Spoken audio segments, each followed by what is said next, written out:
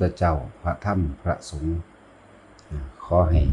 ทุกคนตั้งใจแนบแน่นมีจิตเดียวมั่นคงคือเวลาเฮากราบพระนี่บ่แม่นกราบเฉพาะแค่ลักษณะท่าทางแต่ว่าจิตใจจดจ่อลงไปกราบนี่พุทธังสรณังคัจฉามิกราบคือเพิ่นหรือสิจินตนาการเอาก็ได้กราบลงไปที่หลังตีนพุ่นโลดธรรมังสังฆังก็คือการกราบลงไปในหันโลดนี่แหละว่ากราบพระให้มันถึงพระก็คือว่าให้มันถึงความสงบนั่นเองพระหรือสมณะแปลว่าผู้สงบ แล้วก็เจ้าของก็ต้องสงบจากความปรุงแต่งเรื่องต่างๆนานาพร้อมบางคนกราบเฉพาะท่าทางปั๊บลงแต่ว่าความคิดความรู้สึกนึกคิดจักอยู่ไสเนี่ยมันเลยบ่ถึงพระแม่นเฮาสิกล่าวคำระลึกนึกถึงเพิ่นก็ตามบัดนี้แต่ขอให้มีจิตเป็นอารมณ์เดียวคือกันเอกตัคคตาจิตให้เป็นอารมณ์เดียวแม่นเฮาสิสวดอิติปิโสภควาอะระหังสัมมานี่ขอให้คือว่าเฮาอยู่ต่อหน้าเพิ่นก็นั่งอยู่ต่อหน้าเฮาคือกันแล้วก็ก้าวไปอิติปิโสภควาอะระหังสัมมาไปจนว่าสวากาโตสุปฏิปันโนพุ่นล่ะที่พวกเฮากล่าวคำว่านะมัตตุพุทธนังคือกันขอความเคารพนอบน้อมของข้าพเจ้าจงถึงแด่พระพุทธเจ้าทุกพระองค์คือพระพุทธเจ้าอยู่ต่อหน้าเฮาเต็มไปเบิดนั่นแหละนะมัตตุโพธิญาณขอความเคารพนอบน้อมของข้าพเจ้าจงถึงแด่พระโพธิญาณอันเป็นเครื่องตรัสรู้จังซี่ก็คือเพิ่นก็นั่งเต็มอยู่ในหันคือกันนะโมวิมุตตานังขอความเคารพนอบน้อมข้าพเจ้าจงถึงแด่ความหลุดพ้นนะโมวิมุตติยาขอความเคารพนอบน้อมของข้าพเจ้าจงถึงแด่พระผู้พ้นไปแล้วหมายถึงพระอรหันต์ทั้งเบิดพ้นไปแล้วนะโมสัพพัญญุตญาณขอความเคารพนอบน้อมของข้าพเจ้าจงถึงแด่ความรู้ทั้งปวงขึ้นชื่อว่าพระพุทธเจ้าจะไม่รู้ทุกสิ่งนั้นเป็นอันไม่มีจังซี่เวลาเฮากล่าวคำนี้ก็ขอให้เป็นอารมณ์เดียวแต่สิเป็นใส่จิตความรู้สึกนึกคิดว่าเฮาอยู่ต่อหน้าเพิ่นอยู่ต่อหน้าเฮาคือกันให้มันเป็นจังซี่แม่นสิว่านั่งกราบอยู่ก็ตามหรือสิย่างไปตามให้ตามหน้าก็ตามย่างไปตามถนนหนทางก็ตามถ้าเฮากล่าวคำนี้นึกคิดจินตนาการเข้าโลดตั้งแต่เฮานึกคิดจินตนาการหาบุคคลที่รักหาบุคคลที่เกลียดพวกเฮาก็ยังนึกคิดจินตนาการได้เป็นจังคือเฮาคือบ่คิดนึกคิดจินตนาการถึงพระพุทธเจ้านี่ได้ใส่อารมณ์นั้นใส่อารมณ์ที่แต่ก่อนเคยพอตะตื่นขึ้นภาพคิดหาผู้นั้นคิดหาผู้นี้เฮาก็ยังคิดถึงได้คิดถึงภาพหน้าคนผู้นั้นโลดดอกแต่ว่าคิดถึงผู้นั้นนี่คิดถึงหน้าภาพหน้าคนผู้นั้นทันทีโลดมันเป็นจังซั่นอีหลีนะบัดนี้เฮาคือบ่คิดถึงพระพุทธเจ้าหรอกคิดถึงภาพพระพุทธเจ้าขึ้นมาโลดนะเนี่ยเอาความรู้สึกทั้งโลกมาเทียบกับใช้ทำรู้บัดนี้นั่นแหละ เฮาสิได้ความรู้สึกที่สงบนั่นเองสงบจากการปรุงแต่งนั่นแหละสงบจากการคิดในความอยากได้ในความอยากเป็นมันสิบ่กังวลมันสิบ่เร่าร้อนบ่ว่าสิย่างไปย่างมาจังซี่คือกันขับรถก็คือกันขับรถเฮาก็สวดไปสวดมนต์ไปบทใดก็แล้วแต่มักแล้วแต่พอใจสวดไปนึกถึงเพิ่นล่างๆก็ได้นั่นแหละจังว่ากราบพระให้คนถึงพระมันก็เป็นการทำสมาธิมันก็เป็นการเพ่งฌานอยู่ในหันอยู่แล้วเอาหยังเพ่งเอาความคิดนั่นแหละเพ่งเอาใจนี่แหละเพ่งเข้าไปในบทสวดนั่นแหละส่วนมากมันบ่ถึงธรรมบ่ได้ธรรมเพราะว่าบ่ได้จดจ่อบ่มีสมาธิบ่ได้ตั้งจิตใจมั่นคงต่อสิ่งที่กระทำอยู่ในขณะนั้นมันเลยบ่ค่อยถึงเนี่ยน้อมเข้าไปใส่เจ้าของเด้อไปก็ดีน้อมตัวนี้เข้าไปคือพิจารณาว่าโอ้ตะกี้กูเป็นจังซั่นอีหลีกราบเพราะว่ากิริยาทางร่างกายซื่อๆปั๊บแต่ว่าใจจักอยู่ไสบัดนี้เปลี่ยนความคิดใหม่กิริยาทางกายกับกิริยาทางจิตมันเป็นหนึ่งเดียวกันให้ได้กราบพระถึงพระมันจังสิเห็นหยังเห็นอารมณ์เจ้าของนั่นแหละว่ามันสิฟุ้งซ่านไปในความอยากได้อยากเป็นบ่นั่นแหละ เทียบเบิ่งว่าเจ้าของโอ้กูเป็นแบบนั้นอีหลีเด้ก็ปรับตัวใหม่ทันตัวบัดถ้ายอมรับในตนเองว่าเจ้าของเป็นผู้บรรลุในจุดนี้มีตะกราบโดยกิริยาแม้นสิอยู่ต่อหน้าพระประธานองค์ใหญ่ๆก็ตามหลายๆคนกราบตะกิริยาทางกายปั๊บแต่ว่าใจจักอยู่ไสความคิดนั่นแหละจักอยู่ไสบ่รู้ ทีนี้น้อมเข้ามาถ้าผู้ใดอยากฮู้ธรรมเห็นธรรมยอมรับในตัวเองยอมรับความจริงของตัวเองว่าเป็นจังซี่เป็นคือเพิ่นว่าอีหลีน้อกูเนี่ยน้อมเข้ามาเป็นให้มันได้ ได้หยังได้อารมณ์เดียวนั่นแหละได้กราบพระกราบอยู่ทางหลังเท่าเพิ่นกราบอยู่ตักเพิ่นก็แล้วแต่มันสิเป็นชาติอยู่ในโตแม้ชั่วขณะหนึ่งก็สร้างก็คือหรือว่าเป็นผู้บ่ห่างจากชาติแล้วในมือนั้นในมือนั้นละเป็นผู้บ่ห่างแล้วแต่ว่าให้ทุกคนนำคำเปรียบเทียบอันนี้ไปเปรียบเทียบเจ้าของแล้วก็ยอมรับในตัวเองว่ากูเป็นจังซั่นต่อไปนี้กูสิตั้งใจเห็นบ่สมาธิล่ะบัดตั้งใจว่าแนวนี้เพ่งแนวนี้คิดแนวนี้เอาตามเพิ่นว่าแล้วเฮาสิเริ่มคุ้นเคยชินกับความรู้สึกที่ว่าเวลาเฮากราบพระมันก็ถึงพระชินกับความสงบได้บัดนี้นะมันก็ค่อยๆดึงไปเบิดทุกอย่างนั่นเองดึงเข้ามาทุกคนสังเกตตัวเองว่าจะเป็นบ่นี่แหละจึงบอกว่าเอาธรรมะที่เพิ่นแสดงออกมาเทียบตัวเองน้อมเข้ามาสู่ตนนี่แหละเอิ้นว่าโอปัญญิโกเอหิปัสสิโกนี่โอปัญญิโกนี่น้อมเข้ามาสู่ตนนั่นแหละถ้าเฮาแล้วเฮาสิรู้คอยคือรู้ขึ้นมาเนี่ยเป็นปัจจตังก็รู้ขึ้นมาในตนนั่นแหละแม้นเฮาสิรู้อีหยังมากมายปานใดก็สร้างโดยธรรมโดยปิติโดยนิมิตสมาธินิมิตหยังก็แล้วแต่เถอะแม้นเฮาสิไปเว้าให้ผู้ใดฟังก็สร้างมันก็แค่นั้นแหละเขาก็ว่าแค่นั้นแหละดีบ่ดีเขาก็ว่าบ้าฉะนั้นน้อมเข้ามาสู่ตนนี้เวลาเฮากราบพระจังซี่มันเป็นการลดมานะทิฏฐิลดอัตตาตัวตนลงเด้เฮาน้อมกราบลงแบบนั้นล่ะบ่ได้มีความเย่อหยิ่งอีหยังลดลงแบบนั้นลดทั้งนอกก็ลดทั้งนี่แหละลดทั้งกายนอบน้อมให้เบิ่งลดทั้งใจไปพร้อมนอกในเป็นหนึ่งเดียวกันแล้วมันสิไปไสบาฉะนั้นเอาตัวนี้มาเทียบเบิ่งสำคัญเด้บ่ใช่ว่าบ่สำคัญเด้อย่าคิดว่าเป็นของเล็กน้อยเด้อันนี้จิตใจมันสงบแล้วเพ่งในฌานแล้วฌานหยังก็สร้างมันดอกซื่อมันนั่นมีความสงบเกิดขึ้นแล้วสงบจากความคิดในความอยากได้อยากเป็นนั่นเองสงบแล้วในขณะนี้กราบพระนั่นน่ะหน้าที่หนึ่งก็สงบหน้าที่หนึ่งนั่นเอง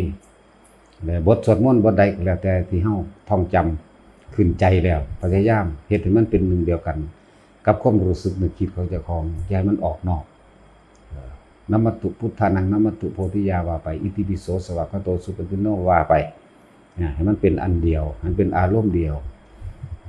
เป็นอารมณ์เดียวจังซั่นต้องยอมรับความจริงในตัวเองว่าเฮาเป็นจังซั่นแล้วก็ว่ามันเป็นจังซั่นคือเพิ่นว่าคือเพิ่นเทียบไว้ให้นัยยะไว้ว่าได้กูสิเอาใหม่เว้ยเฮ็ดไปบัดเอาใหม่เฮ็ดไปตามนี่ลองเบิ่งเดี๋ยวมันก็ค่อยชินไปเรื่อยๆนั่นแหละจังว่าธรรมะที่แท้จริงถ้าเฮายอมรับตัวเองแล้วในความผิดในความถูกแล้วเฮาจึงสิเห็นของจริงได้ของจริงถ้าว่ายอมรับตัวเองบ่เห็นของจริงก็แล้วกันจริงหยังจริงตนเองนั่นแหละจริงในทุกข์ของตนเองจริงในสาเหตุทุกข์ของตนเองจริงแนวทางการปฏิบัติของตนเองแนวทางใดก็แนวทางมรรคมีองค์8นั่นแหละแล้วถึงที่สุดแล้วมันดับทุกข์มันดับแบบใดดับชั่วขณะหนึ่งในขณะที่เฮาระลึกนึกถึงพระพุทธเจ้าธรรมสงฆ์นั่นเองดับในขณะที่เฮากราบพระนั่นเองดับในขณะที่เฮาสวดมนต์บทใดบทหนึ่งนั่นเองนี่มันดับขนาดดับหยังดับความคิดดับความคิดในความอยากได้อยากดีอยากมีอยากเป็นมันก็บ่กังวลมันก็บ่เร่าร้อนมันก็เกิดกลายเป็นสมณะขึ้นมาหั่นเด้อสมณะแปลว่าผู้สงบกายพร้อมสงบใจพร้อมนั่นแหละเป็นจังซั่นเราสิพบพระเองดอกนาพระหยังกับพระเจ้าของนั่นแหละพระในตนให้เชื่อตนบ่ต้องไปเชื่อไผใดๆทั้งสิ้นให้เชื่อเจ้าของเองเชื่อธรรมะบัดนี้เอาธรรมเป็นใหญ่เอาธรรมเป็นใหญ่เอาธรรมเป็นเครื่องยืนยันและตัดสินเจ้าของเองก็ต้องอาศัยการศึกษาด้วยตนเองถ้าว่าอยากพลาดก็อ่านในพระไตรปิฎกมันก็ร่วมอยู่ในหันแล้วก็การได้ยินได้ฟังคือกันก็ไปที่พระไตรปิฎกนั่นแหละมันร่วมสัพพะวิชชาเต็มอยู่ในหันแล้วอันใดผิดอันใดถูกเฮาสิดูเองบัดนั่นแหละให้เชื่อตนอย่าไปเชื่อบุคคลผู้อื่นจะไปฝากความหวังว่า บุคคลที่เฮาเคารพนับถือนั่นสิเอาความสำเร็จให้เฮาได้เป็นพระอรหันต์ก็สร้างเพิ่นบ่ได้เอาความสำเร็จให้เฮาเด้เฮาต้องเฮ็ดเอาเองเด้เมื่อถึงที่สุดแล้วเพิ่นก็ปฏิบัติของเพิ่นเอาเองปฏิบัติตามทางที่พระพุทธเจ้าวางไว้นั่นเองบอกเบื้องต้นว่ามรรคมีองค์8เข้ามาเพิ่มศึกษาเข้าไปในมรรคมีองค์8ทุกข์สมุทัยนิโรธเป็นจังไดจนถึงที่สุดสายเกิดสายดับเป็นจังไดปฏิจจสมุปบาทจังซี่สายเกิดสายดับจังซี่รู้จักไปนั่นเป็นสื่อมันซื่อๆเด้ที่จริงน่ะอวิชชาปัจจยาสังขารสังขารปัจจยาวิญญาณังวิญญาณปัจจยานามรูปังเป็นสื่อมันสายเกิดเป็นสื่อภาษาต่างประเทศบาลีเนี่ยต่างประเทศอวิชชาตะเววะอเสสาวิราคะนิโรธาสังขารนิโรโธเป็นจังไดอันนี้ความดับทุกข์ดับแบบใดนั่นแต่เฮารู้ซื่อมันแล้วเฮาก็มาน้อมใส่ความจริงของเฮาเองคือความบ่รู้ของเฮาเองโอ้คำว่าอวิชชาแปลว่าโลภแปลว่าโกรธแปลว่าหลงเนาะเป็นปัจจัยมันเกิดสังขารเนาะสังขารหยังสังขาร3ในความคิดนั่นแหละปุญญาภิสังขารคิดติดบุญยึดบุญติดดียึดดีนั่นเองอปุญญาภิสังขารคิดอกุศลนั่นเองเนยชาภิสังขารคือในความคิดที่ยึดมันถือมันอื่นว่าเนยชาภิสังขารนั่นเองบางที่เพิ่นก็แปลไว้ว่า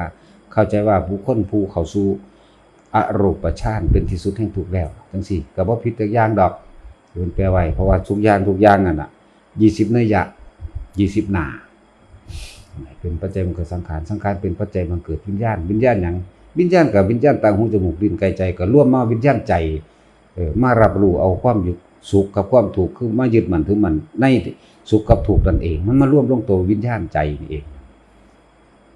วิญญาณเป็นปัจจัยมันเกิดนามมารูปนามหยังกับเวทนาสัญญาสังขารวิญญาณและนาม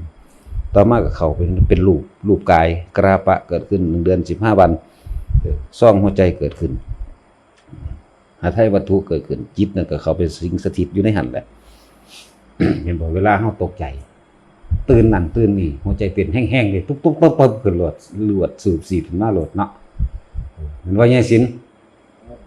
เวลาฮิปโปเจ้าหายเจ้าตกใจอยู่บ่ตกใจว่าคุณฟาดมึงขึ้นบ่หรือแนวใด หมู่เจ้าผิดกันเรื่องใดมื้อนี้ฮะผิดกันเรื่องใดมื้อนี้ไว้ว่าเสียงอันหยังแหนๆอันนั้นนะ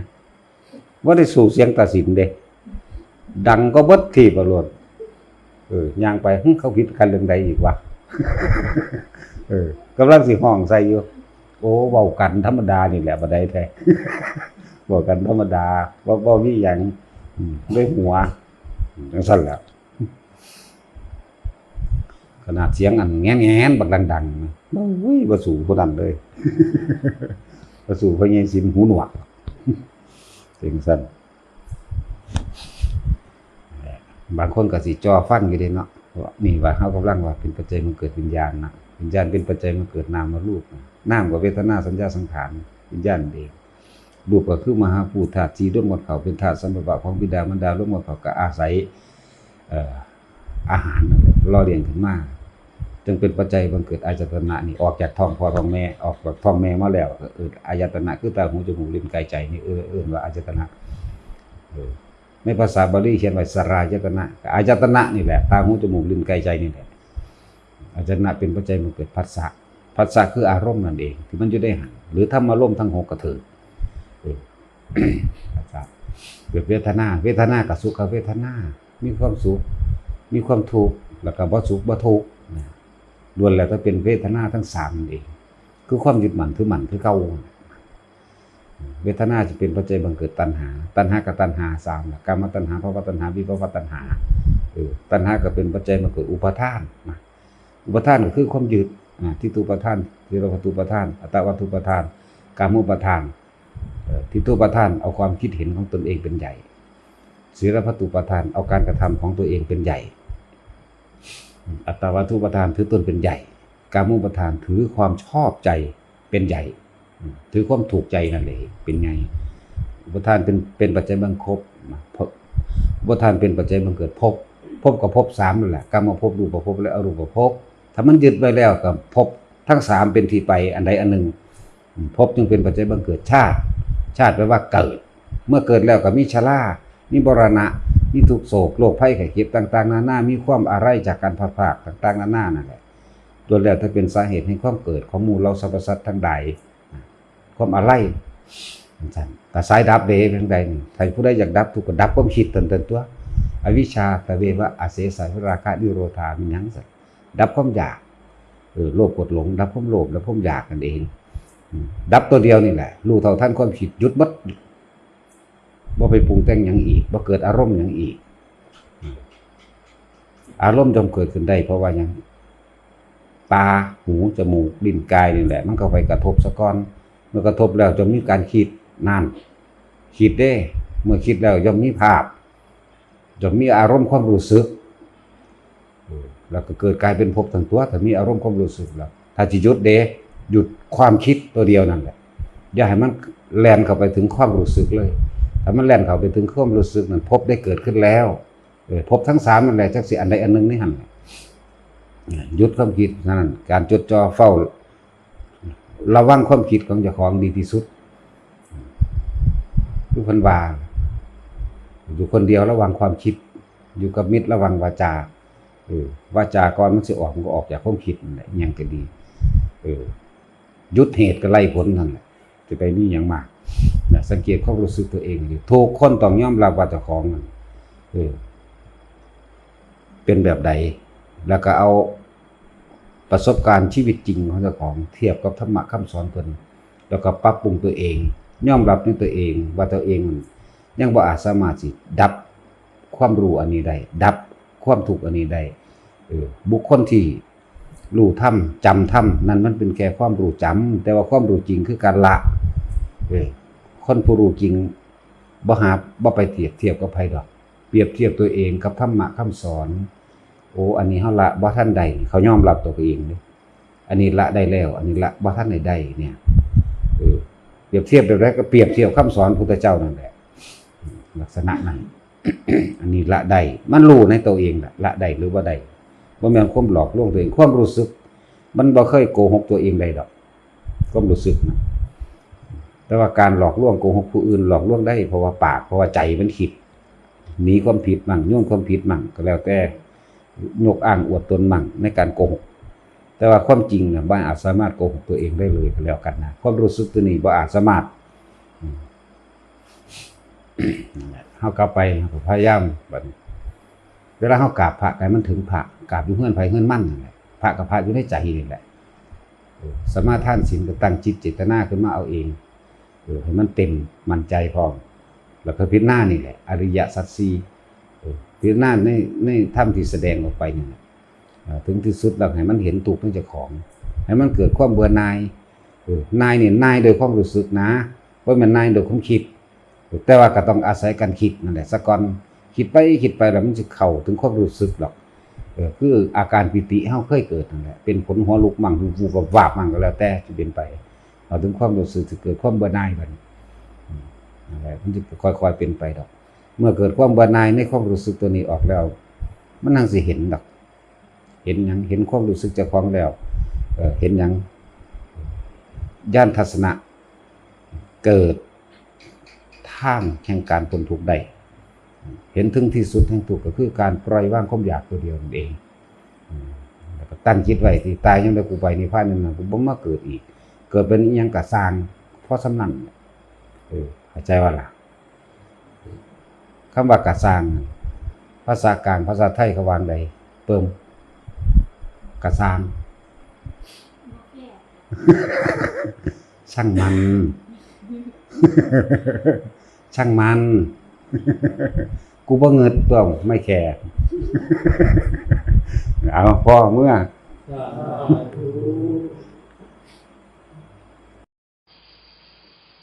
แหละทำความเข้าใจเป็นที่เข้าใจกันแล้วว่าการปฏิบัติธรรมบ่ได้เป็นของยากอีหยังเลยบ่ได้เป็นของยากขับรถกับภาวนาได้ขับรถกับสวดมนต์ได้ทำการทำงานหยังก็แล้วแต่ภาวนาได้ทั้งนั้นบ่ได้ยากแล้วก็ให้สังเกตตัวเองว่าในขณะใดที่เฮาภาวนาอยู่นั่นสวดมนต์อยู่นั่นอ่านหนังสือธรรมะอยู่นั่นฟังธรรมะอยู่นั่น ในขณะนั้นจิตสงบแล้วจากความคิดปรุงแต่งแสวงหาในความอยากได้อยากดีอยากมีอยากเป็นไม่กังวลไม่เร่าร้อน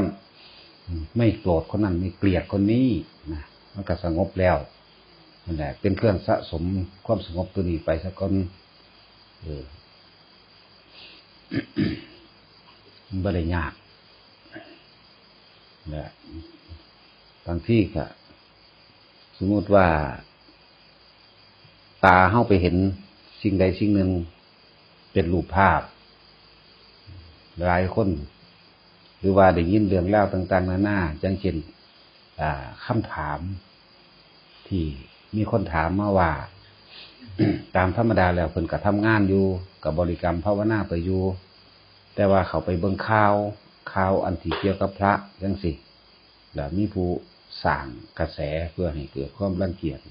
คลายศรัทธาอย่างแล้วแต่ให้จำไว้ว่าในขณะนั้นที่เฮาไปคิดนึกตำหนิคนนั้นตำหนิคนนี้เอิ้นว่าไปยกโทษเขาแล้วบาปนั้นสิเกิดขึ้นมากไม่ขนาดใดหรือน่านขนาดใดสิตอบคำถามว่าในขณะที่เฮาเป็นนึกคิดตำหนินั้นบาปนั้นก็เกิดขึ้นในขณะนั้นนั่นเองแต่ว่าเฮามีสติดึงขึ้นมาได้ทันสำคัญตรงไหนสำคัญตรงที่ว่าถ้าเกิดว่าเฮาไปตำหนิเขาด้วยความมีอารมณ์ในขณะนั้นตายในขณะนั้นพบได้เกิดขึ้นแน่ไปนรกแน่แน่นอนอันนี้แต่ว่าเฮาบ่ทันได้ตายในขณะนั้นมันก็เกิดความเร่าร้อนกังวลขึ้นในขณะนั้นที่เฮาคิดตำหนิเขานึกคิดหาคำนั้นคำนี้มาด่าเขามาสาปแช่งเขาถ้าเฮาหยุดได้เฮาบ่ได้ตายในขณะนั้นจิตบ่ได้ออกจากร่างมันก็หยุดลงแค่นั้นเองนี่เป็นการตอบคำถามอันนี้อันนึงเนี่ยพยายามบัดนี้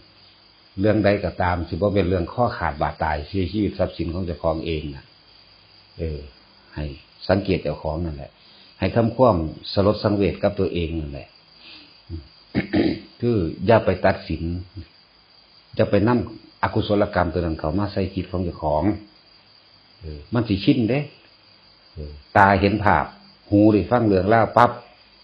ความเคยชินความไวของการตำหนิติเตือนของคำนินทาอย่างต่างๆมันเกิดขึ้นซึ่งมันเป็นของประจำทุกๆคนที่มีอยู่แล้วทำเป็นของใหม่การฝึกการหยุดนี่มันเป็นของใหม่แต่ทำพยายามให้มันชินคือว่าทำงานไปนั่งบริกรรมไปนั่งภาวนานั่นแหละไปนั่งจังว่าถามว่าบาปเกิดขึ้นยาวนานบ่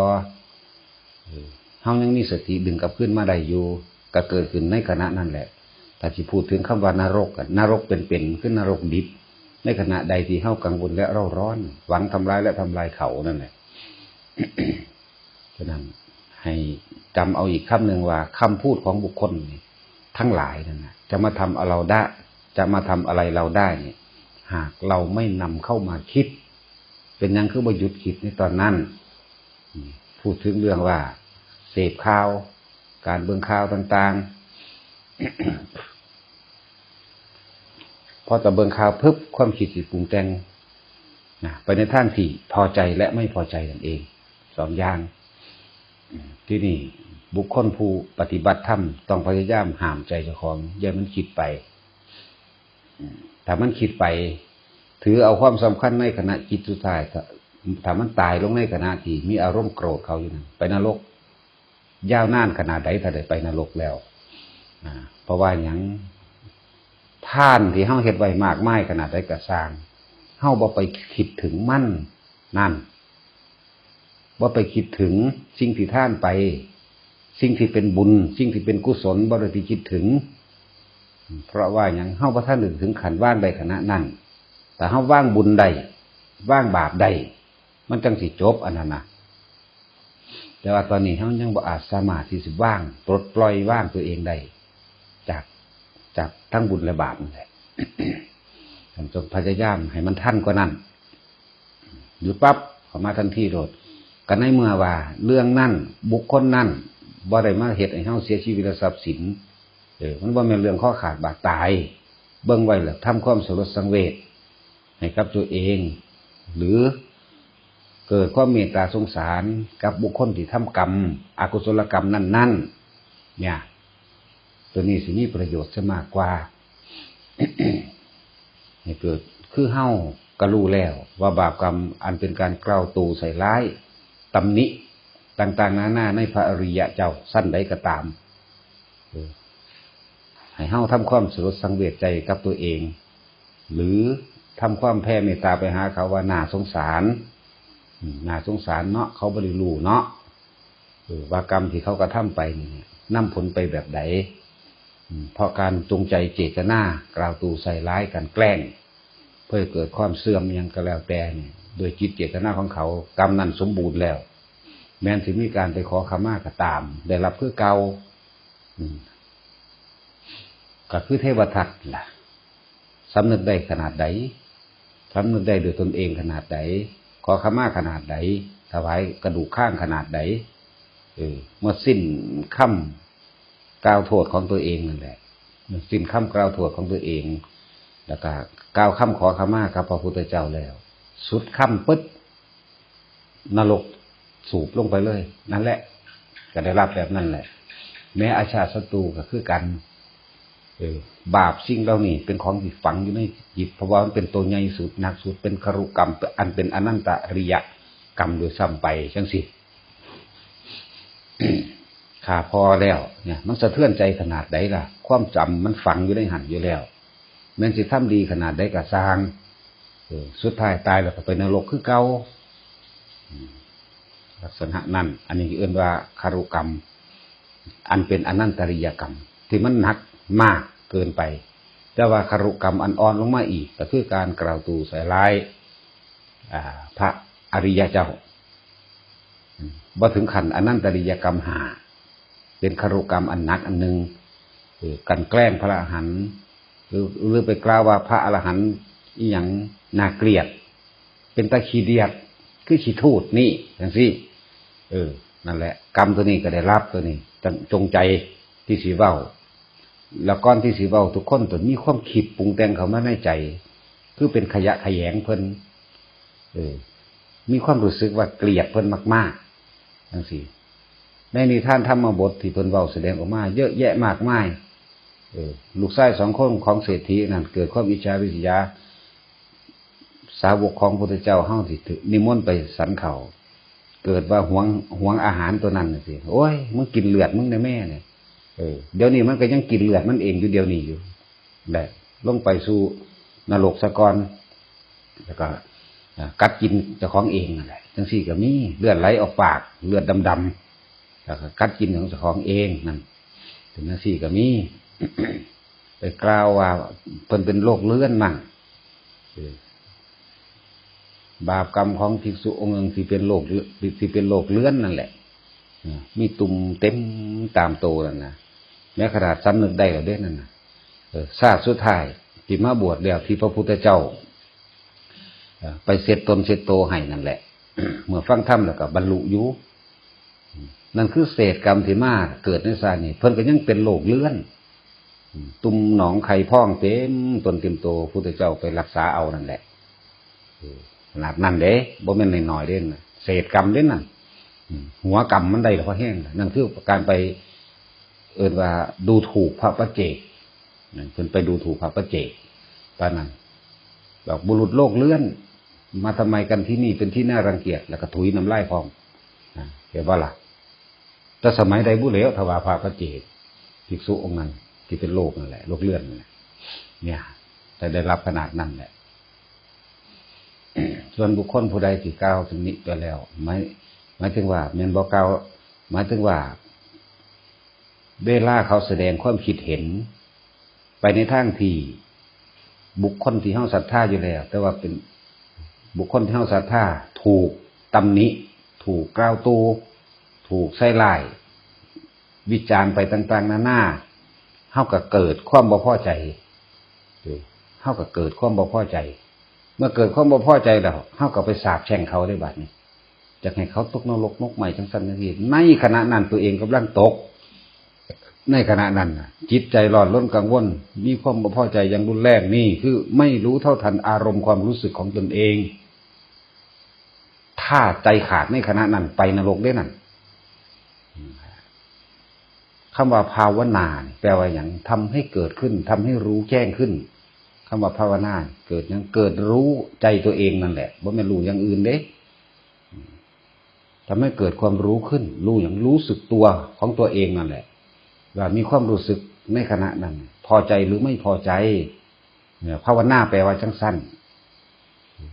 เห็นมันพุทธสิ่งที่บ่เคย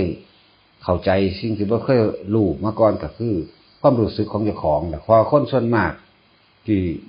บ่ได้ยินได้ฟังธรรมบ่ได้ปฏิบัติเองจังซี่จะเอาความรู้สึกนึกคิดทั้งเบิดไปอยู่กับบุคคลผู้อื่นสิ่งอื่นบุคคลผู้อื่นไปอยู่กับบุคคลที่รักคิดถึงเป็นห่วงอยากหาความสุขสบายให้นั่นกับบุคคลที่เกลียดอาฆาตแค้นอยากทำลายให้เขาชิบหายนั่นแหละคือเอาความรู้สึกนึกคิดทั้งหมดไปปรุงไปแต่งและมีอารมณ์เร่าร้อนอยู่กับบุคคลผู้อื่นเป็นแบบนั้นบ่ได้ฮู้ได้ว่าคำว่าคนเป็นอยู่นี่วิญญาณออกจากร่างแบบไหนวิญญาณเครื่องรับรู้ความรู้สึกนั่นเองวิญญาณไปอยู่ในความไปอยู่นำกับผู้อื่นพุ่นฟังดีๆแยกให้เป็นแล้วก็เอาเจ้าของมาเทียบเด้อจะเอาตัวเทียบตัวที่หยาบกิเลสหยาบมาเทียบเวลาใดที่เฮาคิดถึงบุคคลที่เฮาเกลียด2 ปีมาแล้ว3 ปีมาแล้วก็ตามพอตานึกถึงปุ๊บเฮาสินึกถึงเรื่องราวต่างๆที่เฮ็ดให้เฮาบ่พอใจผิดถือกูไม่รู้แต่ว่ากูบ่พอใจทีนี้เมื่อคิดนึกไปแล้วเกิดภาพจินตนาการอยากทำลายเขาอยากให้เขาชิบหายอยากให้เขาตายตกนรกมกใหม่แบบนั้นแบบนี้นั่นความรู้สึกเกิดขึ้นความรู้สึกตัวนั้นนั่นแหละจึงบอกว่าวิญญาณตอนนั้นมันไปอยู่น้ำเขาแล้วทั้งที่เจ้าของบ่ทันตายนั่นเองคิดถึงเจ้าของเด้อเวลาเฮาสูญ1 คนน่ะแล้วก็ทำความเข้าใจคำว่าวิญญาณพร้อมรับรู้ความรู้สึกวิญญาณเป็นเครื่องรับรู้ความรู้สึกนั่นแหละความคิดก็ไปคิดอยู่กับเขามันบ่ความรู้สึกก็ไปรู้สึกอยู่กับเขารู้สึกเกลียดเขาโกรธเขาอยากให้เขามอดใหม่ในนรกพุ่นและเป็นแบบนั้นทุกคนทำความเข้าใจถ้าคิดได้สติดึงขึ้นมาทันทีจะพึ่งให้มันตายสูญคักหัวใจว่ายตายในขณะนั้นก็เป็นเด้เพิ่งบอกแต่ละคนไว้เวลาใดที่เราโกรธเกลียดเครียดแค้นบุคคลผู้ใดผู้หนึ่งหวังทำร้ายทำให้เขาเสียชีวิตและทรัพย์สินชิบหายล่มจมเวลานั้นเรากำลังทำร้ายตัวเองเรากำลังทำร้ายตัวเองด้วยเราไม่ได้ทำร้ายเขาเอาความคิดทั้งหมดไปปรุงแต่งเรื่องของเขาแล้วก็เอาความรู้สึกไปรับรู้เนี่ยไปรับรู้อยากให้เขาชิบหายนั่นเองสังเกตเบื้องเจ้าของดีๆเด้อที่ไหนได้เรากำลังทำร้ายตัวเองอย่างคาดไม่ถึง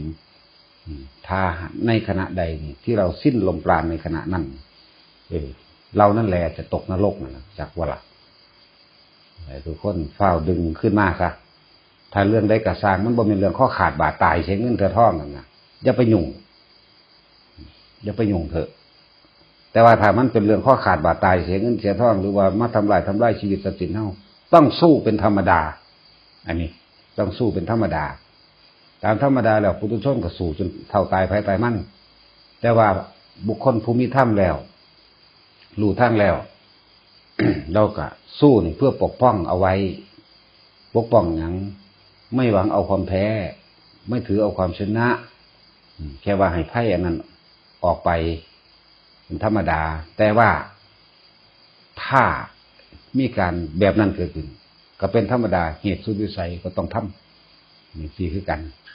แต่ว่าพระอริยเจ้าแท้จริงแล้วนั้นไม่ทำร้ายใครดอก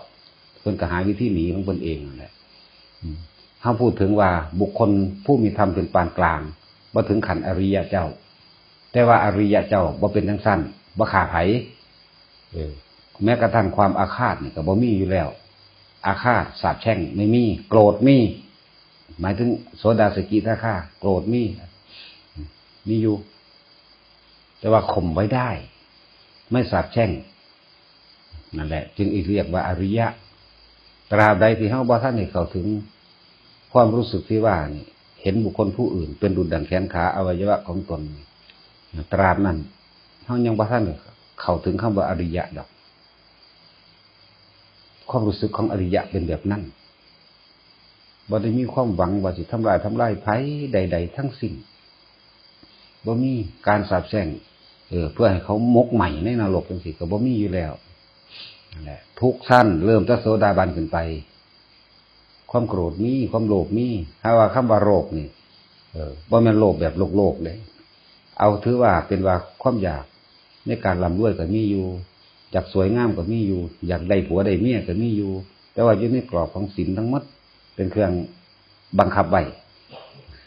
ที่จริงบ่แม่นแค่ว่าเครื่องบังคับเด้แต่ว่าเป็นความเต็มใจเป็นความรู้เห็นเหตุผลใดเหตุผลอันนี้ไปสวรรค์เหตุผลนี้ไปนรกเหตุผลอันนี้เพื่ออย่างเพื่อนิพพานบอกก็ว่าไปนั่นแหละเป็นธรรมดา ความรักสวยรักงามก็มีเป็นปกติอยากรวยก็มีเป็นปกติแต่ว่าไม่ทำมาค้าขายด้านมิจฉาวานิชาการสาปแช่งให้เขาคนใดคนหนึ่งชิบหายไม่มีแต่ยังสั่น ทีนี้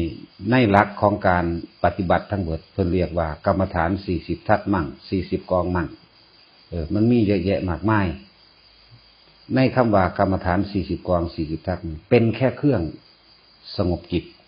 สงบแล้วจากความคิดปรุงแต่งแสวงหาในความอยากได้อยากดีอยากมีอยากเป็นอันเป็นเครื่องเล่าร้อนกังวลทั้งหลายก็คือนี่เป็นเครื่องทำให้เกิดความสงบจิตสงบแล้วจากการคิดแต่ว่าก็ต้องอาศัยการคิดอย่างคิดในคำบริกรรมนั่นแหละคิดแบบใดพุทธานุสติหรืออนุสติ10อย่างจับเอาอันใดอันหนึ่งถ้าสิเว้าไปมากมันก็มากกสิณ10อย่างเนี่ยก็เอาความคิดของเฮาไปอยู่ในสิ่งที่เราเพ่งอยู่มองอยู่นั่นเองกสิณ10ไปเลยอสุภะ10อย่างนั่นรูปฌาน4อรูปฌาน4อาหารปฏิกูลสัญญา1อันที่หนึ่งก็คือพรหมวิหาร4นั่นแหละเป็นกรรมฐาน40อยู่ในอันใดอันหนึ่งที่จิตมันสงบได้นั่นแหละเอิ้นว่าทำความสงบจิตเกิดขึ้นแล้วมันละกิเลสได้ระดับหนึ่งแล้วอันนี้เปรียบดุจดังว่าเอาความคิดทั้งหมดในความปรุงความแต่งอยากได้อยากดีอยากมีอยากเป็นเมื่อเอาคำบริกรรมใดหนึ่งอันใดอันหนึ่งอย่างเช่นว่าโพธโธนี่คำว่าทับไปปึ๊บความคิดมันก็หยุดสงบแล้วสงบจากความคิดตัวนั้นแล้วเปรียบดุจดังว่าใช้แผ่นศิลาทับหญ้าเอาไว้ถ้าทับไว้นานขนาดใดความสงบก็อยู่นานขนาดนั้นเหมือนกันกับการบริกรรมพุทโธพุทโธไปเรื่อยๆนานขนาดใดความสงบก็อยู่ในนานขนาดนั้นเองทุกข์ก็ไม่ได้เกิดขึ้นได้ในขณะนั้นนั่นแหละถ้าเอาหินออกหญ้าก็เกิดต่อไปอันนี้คือกันถ้าเอายกคำบริกรรมออกความคิดย่อมเล่นไปคือกันนี่คือพูดถึงระดับของการเพราะมันทำสมถะนั่นเองหรือเครื่องสงบจิตที่เรียกว่ากรรมฐาน40กองนั่นเองฐานที่ตั้งแห่งการกระทำเพื่อให้เกิดความสงบกระทำทั้งใจนั่นแหละ อันนึงขอให้ทำความสงบตัวนี้ให้มันได้ก่อนเถอะหน้าส่วนเรื่องปัญญามันก็ค่อยๆไหลมาของมันเองจากประสบการณ์จากในสิ่งที่เห็นที่ได้ยินได้ฟังนั่นแหละมันสิคอยแยกออกอันนี้ผิดอันนี้ถูกอันนี้ควรถือเอานี่บ่ควรถือเอามันนั่งสิบอกดอก นะจังว่าบางคนก็อยากให้บัดนี้สำหรับบุคคลที่อยากรู้ว่าอานาปานสติเพียงใดคือการจับลมหายใจเข้ากับออกเป็นผู้รู้อัศสะปัสสะสะลมเข้ารู้ลมออกรู้เป็นผู้มีสติรู้อยู่ลมเข้ารู้ลมออกรู้สั้นยาวรู้ ที่เว้าไปยาวหลายพยายามแค่ว่ารู้ลมหายใจเข้าออกอย่าเอาความคิดไปอยู่ที่อื่นความคิดเนี่ยให้อยู่กับลมเข้าและออกแค่นี้เองส่วนอื่นๆที่เกิดขึ้นต่อไปวันนี้ถ้าเฮาเป็นผู้มีสติรู้อยู่นี่ลมเข้ากับลมออกอาการต่อไปก็คือว่าจะมีเมื่อจิตเริ่มสงบนี่อาการต่อไปคืออาการปีติจะเกิดขึ้นปีติเขามีหลายอย่างอีกเด้อบัดนี้ปีติเนี่ยโดยเบื้องต้นนี่5อย่างโดยเบื้องต้นนี่5อย่างขนลุกขนพองสยองก้าว1มีความอิ่มในคืออิ่มในกายนี่แหละอิ่มในกายเหมือนจะร้องไห้สะอึกสะอื้นไปแล้วแต่แล้วก็มีอาการ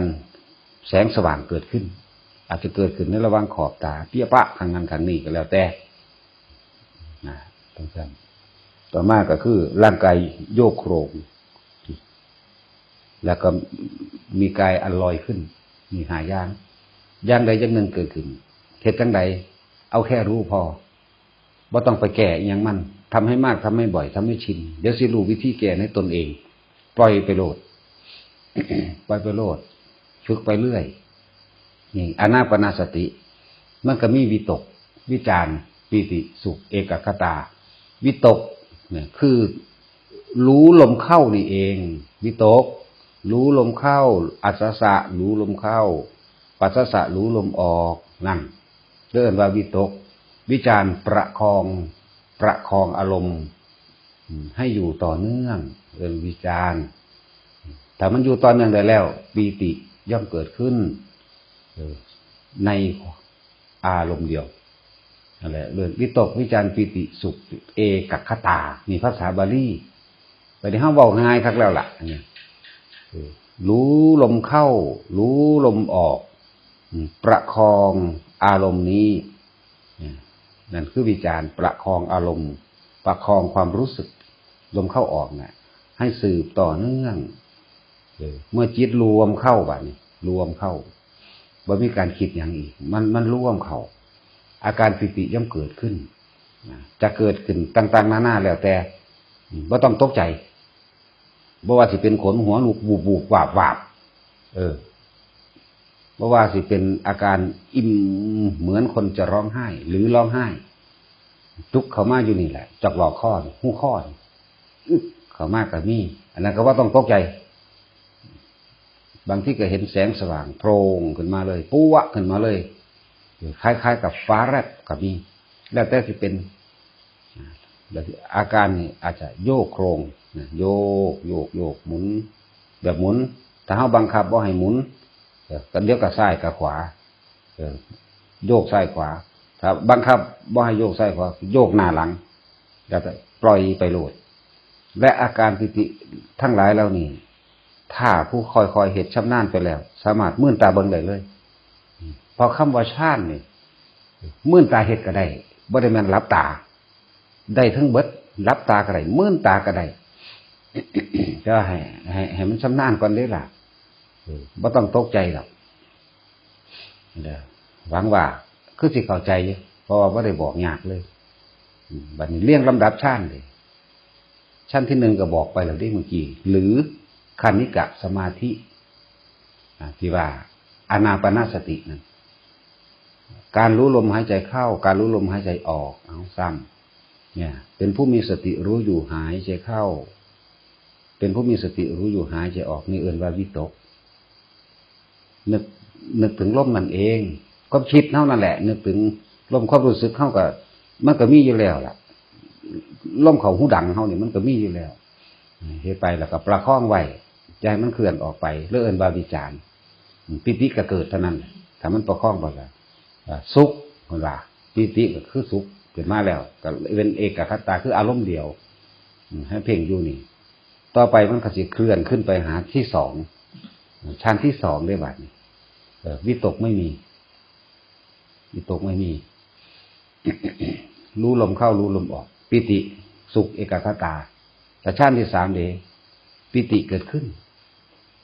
จับอาการปิติเลยเด้ ชั้นที่สามจัดอาการปิติเลยประคองไว้นะถ้าบุคคลที่มีอุปนิสัยทางผาดโผนเอ่นว่าปฏิภาคนิมิตเกิดขึ้นอันจะนิมิตเกิดขึ้นจากการปฏิบัติของตัวเองเอ่นว่าปฏิภาคนิมิตปฏิก็คือปฏิบัติเนี่ยภาคะคือแยกส่วนนั่นแยกส่วนทำให้เกิดรู้เห็นต่างๆอันเป็นภาพให้เห็นนิมิตคือสิ่งที่เฮาเห็นภาพให้เฮาเห็นนั่นแหละอันใดก็แล้วแต่เนี่ยปฏิภาคะนี่ปฏิภาคนิมิตจนชั้นที่สี่หายหมดเลยบ่มีหยังแต่ว่ามันก็ค่อยๆไหลไปซะก่อนแล้วจะเพิ่งข้ามขั้นจะไปเอายอดสูงสุดเอาพื้นฐานให้มันไปซะก่อนแล้วมันจะค่อยเคลื่อนเข้าไปเองหรอกพื้นฐานก็คือนี่แหละชั้นที่หนึ่งหรือคณิกะสมาธินี่เองตัวนี้ไปประคองตัวนี้ไปเรื่อยแต่ไปเอาจุดสูงสุดมันชั้นสี่นี่ดับปุ๊บเป็นผู้มีสติรู้อยู่แต่ว่าความรู้สึกนี่ขาดจากกายแล้วไม่มีความรู้สึกห้อนหนาวในกายบ่รู้แล้วนั่นคือกันมันไปอยู่โลกอื่นแล้วอันนี้เปรียบเทียบซิได้ว่าไปอยู่โลกอื่นอันตัวที่สามนี่หรืออุปจารสมาธิเป็นสมาธิพิสดารอยู่นั่นคือมันเห็นอันนั้นเห็นอันนี้นั่นเองส่วนการเห็นนั้นเห็นจริงแต่เรื่องไม่จริงให้ทิ่มเพราะสิ่งที่เห็นนิมิตน่ะ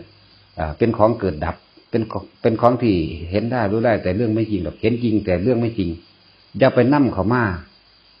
พอต่อไปเพราะหน้าไปเห็นนิมิตนั่นนี่ก็เอามาเว้าปรุงแต่งไปก็สร้างมันให้ทิ่มไปเรื่อย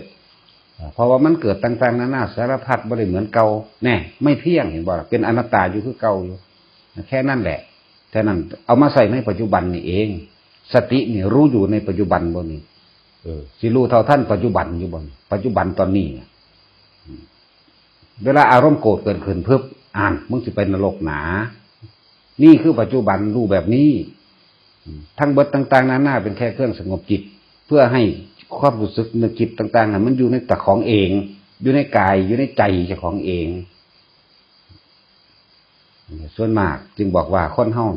ถ้าว่าได้ปฏิบัติธรรมบ่รู้ดอกว่าเอาความรู้สึกนึกคิดไปอยู่กับสัตว์อื่นสิ่งอื่นทั้งเบิดวิญญาณก็ยังบ่ได้อยู่ในร่างเจ้าของโดยซ้ำไปอยู่ในร่างผู้อื่นพุ่นอยู่แบบไหนอยู่เพราะว่าความคิดอยู่เพราะว่าพอตะคิดกับบุคคลที่เกลียดนี่ก็ความรู้สึกก็โกรธขึ้นนั่นแหละวิญญาณรับรู้แล้วบ่พอใจทันทีอยู่กับบุคคลผู้นั้นที่เฮาปรุงแต่งอยากตีอยากฆ่าเขาอยู่นั่นจังซี่ ทุกคนทำความเข้าใจกับตัวเองให้ดีนี่เป็นจังซั่นมือใหม่ยังสิเว้าถ้าสิเว้าเรื่องกิเลส 1,500 ตัณหา 108มันเวอร์แล้วเนาะเนี่ยสินเอารู้อารมณ์กูปัจจุบันนะสิศูนย์ให้เมียก็สิบ่สู่เมียก็กูเศร้าศูนย์ตัวซั่นแม่นบ่ล่ะเอาซ้ำนี่ก็เอานะเนาะบ่ต้องไปเอายังไกลมากมายดอกนะสู่เขาบ่ได้มันมีอานุภาพรุนแรง ก็คิดไปหั่นตัวเดี๋ยวก็มันก็บ่หนึ่งเขาให้กูกินมันบ่ซักเสื้อผ้าให้กูอีกแม่นบ่ล่ะก็พ่อตัวอย่าเถียงเขาแล้วล่ะ แต่ซ้ำนั่นแหละจะไปยากหยัง บุคคลอื่นก็คือกันในการเสพข่าวต่างๆหน้านั่นน่ะถ้ามันบ่เป็นที่ถูกใจเจ้าของเลยอย่าไปสาปแช่งเขาไปเอานรกมาใส่เจ้าของเฮ็ดหยังนั่นแหละพยายามให้มันเป็นผู้มีสติรู้อยู่รู้หยังรู้ความรู้สึกเจ้าของว่าในความพอใจกับไม่พอใจพยายามดับความพอใจกับไม่พอใจได้ด้วยอาการรู้เท่าทันสิ่งที่กำลังคิดนั่นเองรู้ท่านมันนั่งดับลงออกหน้าไม่ได้ยากภาษาปฏิบัติธรรมสื่อจะไปยากมาทางใดทำงานกับพุทโธใดไงทำงานกับสวดมนต์ใดไงขับรถก็ยังร้องเพลงใดขับรถสิภาวนาบ่ได้บอกย่างไปหันไปนี่กินข้าวกับภาวนาใดได้ล่ะทุกย่างก้าวเป็นพุทโธใดทั้งนั้นย่างหาก้าวก็เป็นพุทโธใด10 ก้าวก็เป็นพุทโธใดในห้องน้ำก็ภาวนาใดกิเลสมันเกิดขึ้นได้ตลอดการทุกเมื่อตลอดเวลาบ่มีเวลาเพิ่นเลยเอิ้นว่าอากาลิโกธรรมมันก็ต้องธรรมนี่แปลว่าเครื่องข่มกิเลสนี่มันก็ต้องเกิดให้มันทันกันได้คือกันจะไปหาพิธีมันเวลาคนเฮาเวลาโมโหสูญไหล เกิดขึ้นมาปุ๊บเนี่ยมันเลยไปสมาทานความโมโหกับไผหรอกท่านั้นถ้ำเครื่องคมก็ต้องให้มันท่านกันด้วยกันมันไม่ได้ไปใส่สุดขาวมาหรือใส่สุดดำโกรธเด้แต่ทั้งสั้นพยายามสติเป็นคนว่าสตินี่คลุ้มหมดแล้วล่ะให้เบื้องสองอารมณ์พอใจกับไม่พอใจนี่ยุดให้ได้ถ้ารู้มันก็ยุดหนามันไม่ได้คุ้มยากหรอกมันแม่นง่วเนาะง่วเวลามันหาวมันที่กลุ่มดึงอยู่ดีเนาะแต่ว่าง่วตัวนี้มันยากมันไม่ได้ใส่เสือกขึ้นละมันใส่เสือกสติอย่างสั้นใส่เสือกสติถ้ามันบ้าอาจสามารถหามความคิดได้จงพยายามให้มีสิ่งหนึ่งที่คิดยึดเอาไว้แต่คือพระพุทธเจ้านั่นเองมันคังกี่ยุดอยู่หันดอกนะตอบคำถามก็ตอบแล้วว่านั่นแหละพอเมื่อดูนี่แหละกระทำทางใจ ก็คือการนึกถึงพระพุทธเจ้าสิด้วยวิธีการจำเอาภาพพระพุทธรูปก็ตามพระสงฆ์ก็ตามนึกถึงคำสั่งสอนของเพิ่นพิจารณาคำสั่งสอนของเพิ่นน้อมเอาตนเด้เป็นเครื่องเทียบหลักใหญ่สำคัญสุดคือน้อมเบื้องตน90%เบื้องคนอื่นแค่10%เท่านั้นเบื้องคนอื่นเพื่อที่เปรียบเทียบตนคือกันนั่นแหละในความทุกข์ยากในความลำบากถ้าว่าเจ้าของทุกข์ก็มูยากก็มูลำบากก็มูก็เบิ่งผู้อื่นที่เขายิ่งกว่านั้นเอานั่นแหละ เป็นแค่เครื่องปลอบประโลมตัวเองบ่ให้ไฟต่ำเท่านั้นแหละความสำคัญในการปฏิบัติธรรมก็คือเอาปัจจุบันนี่แหละในขณะที่เรากำลังระลึกนึกถึงคำว่าสตินี่เป็นคำที่กว้างขวางมากแล้วเราก็จ่อย่นเข้ามาว่าเราสิเอาสตินี่ระลึกนึกถึงหยังนึกถึงพระพุทธเจ้าบ่กล่าวคำว่าพุทโธพุทโธพุทโธไปเรื่อยทุกอย่างก้าวขวาพุทซ้ายโธในห้องน้ำก็ตามภาวนาไปโหลดรั่วไปโหลดพุทโธพุทโธพุทโธพุทโธรั่วไปโหลดจิตใจมันก็สงบลงแล้วล่ะสงบจากความคิดปรุงแต่งในความอยากได้อยากดีอยากมีอยากเป็นสร้างผู้นั้นเกลียดผู้นี้ฮักผู้นั้นวาดฝันจินตนาการไปต่างๆนานาสารพัดข้อสำคัญคือเห็นอยู่นี่จะพึงไปหวังคาดคะเนเอาผลสูงสุดแต่ไปคาดหวังเอาผลสูงสุดมันเป็นความละเอียดของตัณหาชนิดหนึ่งที่แม้นสิเป็นความอยากในการพ้นทุกข์ก็ตามเป็นอุปสรรคอย่างใหญ่หลวงคือกันฉะนั้นให้อยู่ในปัจจุบันนี่แหละเวลามันเป็นเกิดขึ้นขณะเดียวเพิ่มขึ้นบาทเดียวแม้นที่เสี้ยววินาทีมันกรุณาคือเวลาเขาเห็นอนิจจังทุกขังอนัตตาเกิดแค่เสี้ยววินาทีนี่มันรู้สึกว่ามันคืออย่างยาวนานจนถึงขั้นว่าอธิบายออกมายากหมดละมันเป็นของที่เขารู้ได้ในตนเฮาเองนั่นแหละสิเอาความรู้สึกนี่ไปให้ไผเข้าใจไผสิเข้าใจมันคนบ่เคยเป็นคือกันคือคนเคยเห็นผีนั่นแหละคนเคยเห็นผีแล้วก็เชื่อมั่นในตนเองว่าเห็นผีเป็นแบบนั้นผีเป็นแบบนี้เชื่อมั่นในแต่เอาของเห็นล่ะซะก่อนผู้อื่นเขาบ่เคยเห็นเขาก็เว้าอีกแบบนึงประสาทร้อนตาฟ้างนั่นนี่แล้วแต่นั่นเป็นเรื่องของใครของมันอยู่แล้วอันนั้นเฮาบ่เก็บเข้ามานี่เพียบซื่อนั่นแหละเวลาเฮานึกถึงบทธรรมบทใดบทหนึ่งที่มันสงบระงับความคิดในการอยากได้สร้างผู้นี้ให้ได้พวกเฮานี่ให้ระลึกนึกถึงนะมัตถุพุทธานังเฮาแปลเอาความอยู่นี่เป็นภาษาบาลีว่านะมัตถุพุทธานังขอความเคารพนอบน้อมของข้าพเจ้าจงถึงแด่พระพุทธเจ้าทุกพระองค์เด้นะมัตถุโพธิญาขอความเคารพนอบน้อมของข้าพเจ้าจงถึงแด่พระโพธิญาณอันเป็นเครื่องตรัสรู้ของพุทธเจ้าทุกพระองค์อีกนะโมวิมุตตานังขอความเคารพนอบน้อมของข้าพเจ้าจงถึงแด่พระนิพพานความหลุดพ้นนะโมวิมุตติญาณขอความเคารพนอบน้อมของข้าพเจ้าจงถึงแด่พระผู้พ้นไปแล้วคือพระอรหันต์ทั้งหมดนะโมสัพพัญญุตญาณะนี่ขอความเคารพนอบน้อมของข้าพเจ้าจงถึงแด่ปัญญาอันเป็นเครื่องตรัสรู้ของพระพุทธเจ้าขึ้นชื่อว่าพระศาสดาจะไม่รู้นั้นเป็นอันไม่มีนั่นสินั่นแหละว่าไปโลดพุทธสังมังคลังโลเกนี่พระพุทธพระธรรมพระสงฆ์เป็นมงคลอันสูงสุดของโลกพุทธนี่ก็คือพุทธเจ้าทะก็คือธรรมสังก็คือพระสงฆ์นั่นแหละมังคลังโลเกคือมงคลอันเป็นมงคลสูงสุดของโลกอยู่แล้วนะเมตตัญจะสัพพโรกัสสมิงมารสัมภาวเยอปริมานังเป็นผู้มีเมตตาหาที่สุด ที่ประมาณไม่ได้แก่หมู่เราสรรพสัตว์ทั้งหลายพุทโธกัมมัฏฐาโมนี่กัมมจุติสัมพุทโธกรรมอันใดที่ข้าพเจ้าได้กระทำและล่วงเกินมาแล้วขอกรรมอันนั้นจงอโหสิซึ่งกันและกันด้วยอำนาจแห่งองค์พระสัมมาสัมพุทธเจ้าเถิดคิดไปโลดอย่าไปสนใจว่าภัยสีมาตำหนิติติงว่าเป็นคำปุถุชนเป็นคำที่ปุถุชนเป็นผู้แต่งสิพระพุทธเจ้าบ่แต่งดอกคาถานั่นน่ะมีแต่สอนแสดงธรรมมาเลยพุทธเจ้าเพิ่นบ่ได้แต่งเพิ่นมีแต่แสดงมาเลยในอริยสัจสี่มั่งปฏิจจสมุปบาทมั่งในอนัตตลักษณสูตรอธิตปริยยสูตรส่วนคำแต่งแม้แต่คำว่านะโมตัสสะภะคะวะโตอะระหะโตสัมมาสัมพุทธัสสะมีแต่ปุถุชนเป็นผู้แต่งขึ้นมาทั้งเบิดนั่นเป็นการสื่อในความระลึกนึกถึงพระพุทธเจ้านะโมกับผู้หนึ่งเว้าสัมมาสัมนะโมตัสสะนี่ก็อีกผู้หนึ่งเว้าพระอินทร์พระพรหมเว้ามั่งคนเว้ามั่งภะคะวะโตนี่อะระหะโตนี่อีกคำหนึ่งสัมมาสัมพุทธัสสะก็อีกคำหนึ่งเนี่ยสื่อว่าสิเอามาต่อมาจอดกันได้เป็นนะโมตัสสะได้มันพอแห้งอยู่ นั่นแหละจังหวะแต่ละอันแต่ละอย่างอย่าไปสนคำคนอื่น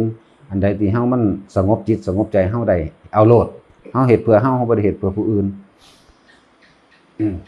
นมัตถุพุทธานังนมัตถุโพธิยาเฮาก็เข้าใจแต่แค่ว่ามาในคาถานกยุ่งมูลปริตที่จริงมันมีมากกว่านั้นซะด้วยซ้ำไปในมูลปริตว่าท่านได้มีซ้ำนมัตถุพุทธานังนมัตถุโพธิยา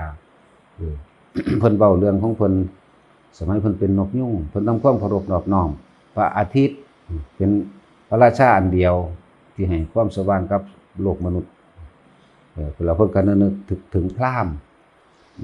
เพิ่นระลึกนึกถึงพราหมณ์สมัยตะกี้ก็มีความหมายเข้าใจว่าเป็นพระอรหันต์นั่นแหละหลังจากเพิ่นตรัสรู้มาแล้วเพิ่นจึงเปลี่ยนคำใหม่มาใส่คำว่านมัตถุพุทธานังนมัตถุโพธิยาเพิ่นก็เอาตั้งแต่สมัยเพิ่นยังเป็นปุถุชนพุ่นล่ะยังเป็นนกอยู่พุ่นนกยุ่งเรามาใส่ใหม่ซื่อๆแล้วถ้าสิค้นเข้าไปให้มันเบิดทุกเล่มพุ่นล่ะในหนังสือบันทึกธรรมถ้าอยากรู้จริงบ่แม่นว่ามาจับเอาแค่นิดๆหน่อยๆแต่ว่าบ่เป็นประเด็นสำคัญที่ของพวกเฮาเองคือเฮาสามารถระงับดับความคิดของเฮาเองได้ในความระลึกนึกถึงสิ่งที่เป็นอกุศลเฮาเอามาดับอกุศลท่องไปเถอะในขณะใดที่เฮานึกถึงนมัตถุพุทธานังหรือพุทโธก็ตามในขณะนั้น ความสงบได้เกิดขึ้นแล้วบุญได้เกิดขึ้นแล้วเด้บุญแปลว่าหยังบุญก็แปลว่าความสงบความเย็นความดับกังวลดับความกังวลดับความเร่าร้อนบุญบ่ได้แม่นพิธีในการเอานั่นเอานี่มาถวายหลายๆถวายหลายบ่เป็นบุญก็มีสร้างพระไตรปิฎก20 ล้านก็ตามบ่เป็นบุญก็มีเพราะว่ามันบ่เข้าใจคำว่าบุญอันนั้นมันเป็นทานเฮ็ดทานเพิ่มทุกข์มันเป็นได้ทานเพิ่มทุกข์แต่ว่าเข้าใจว่ากูทำบุญมาหลาย20 ล้าน30 ล้านท่านพับเข้าไปก็เอาไปอวดอ้างหมู่ท่านพับเข้าไปก็ปรารถนาขอสิ่งนั้นขอสิ่งนี้ขอความอยากได้อยากดีอยากมีอยากเป็นสารพัดนั่นมันบ่ได้เป็นบุญบุญต้องแปลมันถูกความสงบเย็นความดับหยังดับความกังวลเร่าร้อนนั่นเองสบายใจก็แม่นและแปลเบิ่งดีๆแต่ว่าท่านปั๊บเข้าไปแล้วอยากอวดอยากอ้างหมู่โดนแล้วมีแต่กังวลแล้วก็มีแต่เร่าร้อนเท่านั้นหมื่นเท่านี้แสนโอ้ยเท่าไรก็สร้างมันบ่อาจสามารถดับทุกข์ได้แต่ท่านแบบนั้นมันเป็นของท่านแล้วพวกนี้ก็เกิดไปรับเอาผลในภายภาคหน้าจักว่าจะได้ผลนั้นจักย่ำใดได้แน่นอนอยู่แล้วเรื่องการได้รับผลนั้นบางที่จิตใจมันขับแคบไประลึกถึงสิ่งที่เป็นอกุศลตายในขณะที่จิตสุดท้ายเข้าถึงอกุศลไปนรกก่อนพ้นออกจากอกุศลกรรมทั้งหลายสักวันยังกลับมาเสวยผลท่านที่เฮ็ดไว้บ่ได้ว่าผลบุญหรอกวะเว้าตรงโตมันโลด เพิ่นก็ให้มีท่านไว้คือกันท่านศีลภาวนาเพิ่นมาร่วมย่อๆทั้ง3อย่างก่อนท่าน ท่านก็ขอให้ท่านเป็นการดับทุกข์ศีลก็ขอให้เป็นการดับทุกข์ภาวนาก็เป็นการดับทุกข์ดับความกังวลนั่นแหละแต่ว่าถ้าทุกข์หลายมันชินฟังคำแปลใหม่นะความกังวลเร่าร้อนในความอยากได้อยากดีอยากมีอยากเป็นนั่นนี่อยากมีหยังสูงสุดอยากมีอำนาจ ควบคุมได้เบิดทั้งโลกนี่ควบคุมได้เบิดทุกคนเสกสั่งผู้นั้นผู้นี้ตายก็ได้นั่นแหละมันขนาดนั้นละคน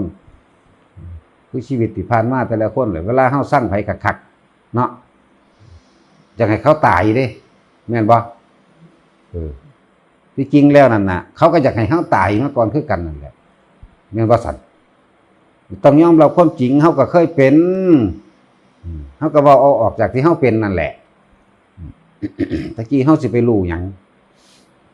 นั่นแหละจะให้เขาตายชิบหายยังสั่นยังสี่โอ้ยหลากมึงว่าฟันหัวมึงมุนๆเลิกหนังหัวมึงออกคักๆว่านเกลือใส่เอาบักพริกใส่บ่ให้มันตายง่ายแต่สุดท้ายก็ว่ากูสิเอามึงตายคักๆนั่นแหละนี่เฮาก็เคยเป็นสั่นนี่เลยคือเอาออกมาจากความจริงที่แต่ของเป็นโลดแล้วก็มาหูมาเห็นว่ามันเป็นโทษจังคอยละสิ่งเหล่านี้ออกไปเรื่อยละรู้เท่าทันอารมณ์ละก็ดีนี่แล้วถ้าผู้ใดยอมรับความจริงในการฝึกหัดปฏิบัติธรรมมาแล้วผู้นั้นก็สิได้ของจริงได้ก็ได้เจ้าของนั่นแหละมันได้เอาไปอวดอ้างไผดอกดับความกังวลดับความเร่าร้อนของเจ้าของเองดับอารมณ์ของเจ้าของได้พบมันก็บ่มีเท่านั้นบอกง่ายๆเด้ดับอารมณ์พบบ่มีก่อนสิง่ายนี่มันหลอดลมหลอดตายมาเพราะแห้งกันแหละเขาไปอยู่น้ำพุน้ำผากับบ่แม่นว่าบ่เคยไปอารมณ์ความหยาดหวาดวันพันพึ่งมันก็มีผีสางนางใหม่เทวดามันก็มีก็เห็นแต่ที่เว้าไปหลายก็อีกแบบนึงอีกละบ่ได้ว่าท่านนิมิตแล้วมันบ่ได้แม่นฝันเด้มันบ่แม่นนิมิตโดยภายในบ่แม่นปฏิภาคนิมิตอันเกิดจากอำนาจสมาธิเด้ของจริงกันเลยล่ะนี่นั่นแหละคุยกันถามกันได้แนวนั้นแนวนี้พุ่นแล้วบาดสิไปฮอดแล้วเอามันบ่แม่นมันย่างเสียไปซื่อๆนี่จังสิก็มีเฮาบ่มักเว้าปานใดดอกแนวลึกลับมันหลายมันบ่มีหม่องสูตรเป็นมันบ่มีหม่องสูตรก็เลยมาเว้าหม่องมันสูตรซะคือการระงับดับความคิดเจ้าของให้มันได้ก็เว้าอยู่ดอกว่าเพราะว่าเว้าแต่อันนี้มันเครียดว่ะเนาะเว้าแต่สิดับอย่างเดียวหลายมันเครียดเว้ย มันเครียดอีหลีนั่นแหละโอ้ยเฮ็ดบ่ได้ดอกโลดแล้วเนาะมันสิทำลายความหวังเจ้าของทันทีเด้อุ้ยเฮ็ดบ่ได้ดอกยากคักปานนี้ว่าซั่นก็ยังว่าสำคัญในปัจจุบันพุทโธพุทโธพุทโธเวลาใดมันขีดมันเครียดมันโกรธโมโหคนนั้นผู้นี้พุทโธพุทโธไปเรื่อยตัวผู้ใดเอานามาถูกพุทธนังก็เอาผู้ใดสิเอาอิหยังก็ได้ดินก็ได้น้ำก็ได้ลมก็ได้ทั้งหมดกรรมฐาน40อย่างนี่ได้ทั้งนั้นเป็นแค่เครื่องระงับหยังระงับอารมณ์ระงับความคิดดับความคิดเอามาคิดคำนี้แทนคิดคำว่าดินคิดคำว่าน้ำไฟก็ได้แสงสว่างก็ได้นั่นแหละนั่นมันเป็นหลักการคนบ่เคยปฏิบัติมันก็เว้าอีกแบบนึงบางทีเฮาจับภาพความสว่างเฮาบ่ได้ไปจับภาพแต่ภาพเทียนเด้ภาพแสงไฟหรือภาพที่ลอดออกจากช่องประตูหน้าต่างหรือภาพที่ลอดออกจากป่าใหม่มามันแสงวาบเข้ามาในป่าใหม่ที่มันสอดมาเด้เฮาจับเอาความแจ้งในหัวในสวนพุ่นล่ะจับเอาความสว่างทำกลางวันให้เป็นกลางคืนทำกลางคืนให้เป็นกลางวันแจ้งเบิดสวนเลยผมก็ได้นี่ส่วนมากเขาจะจับแบบนี้หรือว่าแจ้งไปตามฟ้าหังบ่เห็นดวงอาทิตย์แจ้งไปซื่อแจ้งแบบนั้นนึกถึงทำที่มืดให้เป็นที่สว่างเนี่ยหลับตาลงมันก็ทำเห็นทะเลนั่นแหละเห็นเบิดสวนนั่นแหละจังสี่มันสว่างมันแจ้งได้จังสี่ก็มีนั่นคือเป็นวิธีของเฮาที่เฮาผ่านมาบ่แม่นว่าผู้ใดผู้หนึ่งก็สิเฮ็ดมันคือกันหรือเว้าบ่ถือกัน เดี๋ยวในความเห็นก็คือกันเวลาเฮาเห็นนั่นเห็นนี่จังซี่มันก็บ่แม่นเห็นแต่ในนิมิตเด้เห็นหยังมาคุยกันดีๆนี่แหละแหละมันบ่เป็นตาญาณอันคำว่าผีนั่นน่ะบัดนี้ก็สิมีคนมาสอดแทรกได้บัดนี้พุทธเจ้าไม่ได้กล่าวคำว่าผีว่าเด้เนาะภาษาใดที่มันเข้าใจง่ายก็เอาไปหยังสู้สิไปบอกแต่อธิสมานกายติเนาะ กายทิพย์บอกนิมมานรติกายบอกโอ้ยถึงติดอยู่หันแหละบอกเตือนไปก่อนแต่ละคนเอามาละกิเลสเจ้าของ มันหลายศัพท์หลายสื่อกระโดดในภาษานั้นฝรั่งเขาคือบ่วางสั่นเขาคือว่าโกดเนาะมันว่าสั่นผีมันว่าแต่แนวนั้นแหละ มันว่าหลายอย่างกระโดดเอาความหมายที่เข้าใจโลดความหมายที่เข้าใจมันเข้าถึงง่ายๆฉะนั้นความสำคัญในการปฏิบัติธรรมทั้งเบิดให้เอาปัจจุบันลมเข้าลมออกนี่แหละถ้ามีเวลาเขาก็จับลมหายใจพุทโธไปเรื่อยเดี๋ยวมันก็เป็นของมันเองดอกนั่นมันเป็นหวังมันเป็นผลข้างหน้าโดยว่าต้องหวังอย่าไปหวังผลมันในขณะใดที่มันจับลมหายใจพุทโธไปเรื่อยถ้าประคองไปเรื่อยถ้าประคองไปเรื่อยมันก็เป็นของมันผลมันมีอยู่แล้วมักเป็นต้นผลเป็นปลายถ้าผู้ใดไปหวังในอยากให้สงบเป็นจังซั่นสงบเป็นจังซี่อยากเห็นนั่นเห็นนี่บ่มีทางเลยล่ะนะเพราะว่ามันบ่สงบจากการคิดในตนแรกถ้าสงบจากการคิดในตนแรกคือคิดคำเดียวซะก่อนคิดคำว่าหายใจเข้าพุทหายใจออกโธนะเดี๋ยวมันก็ถิ่มคำมันว่าพุทโธเองเดี๋ยวมันก็เห็นตะล่มเองเดี๋ยวก็มีปีติเดี๋ยวก็ถิ่มล่มเองเดี๋ยวมันก็เหลือแต่ปีติเดี๋ยวก็ปีติก็หายไปเดี๋ยวอันนั้นอันนี้มันก็สิ้นไปดับพึบไปบาดเดียวแจ้งสว่างบัดนี้ไปจินตนาการเรื่องแจ้งสว่างเป็นดวงอาทิตย์ได้บัดนี้แม่นแบบนั้นแต่ผู้เขาเจ้าเห็นแล้วเขาเจ้าเข้าใจง่ายผู้ว่าท่านเห็นกันนึกคิดไปจังซั่นจังซี่ว่าคิดเอา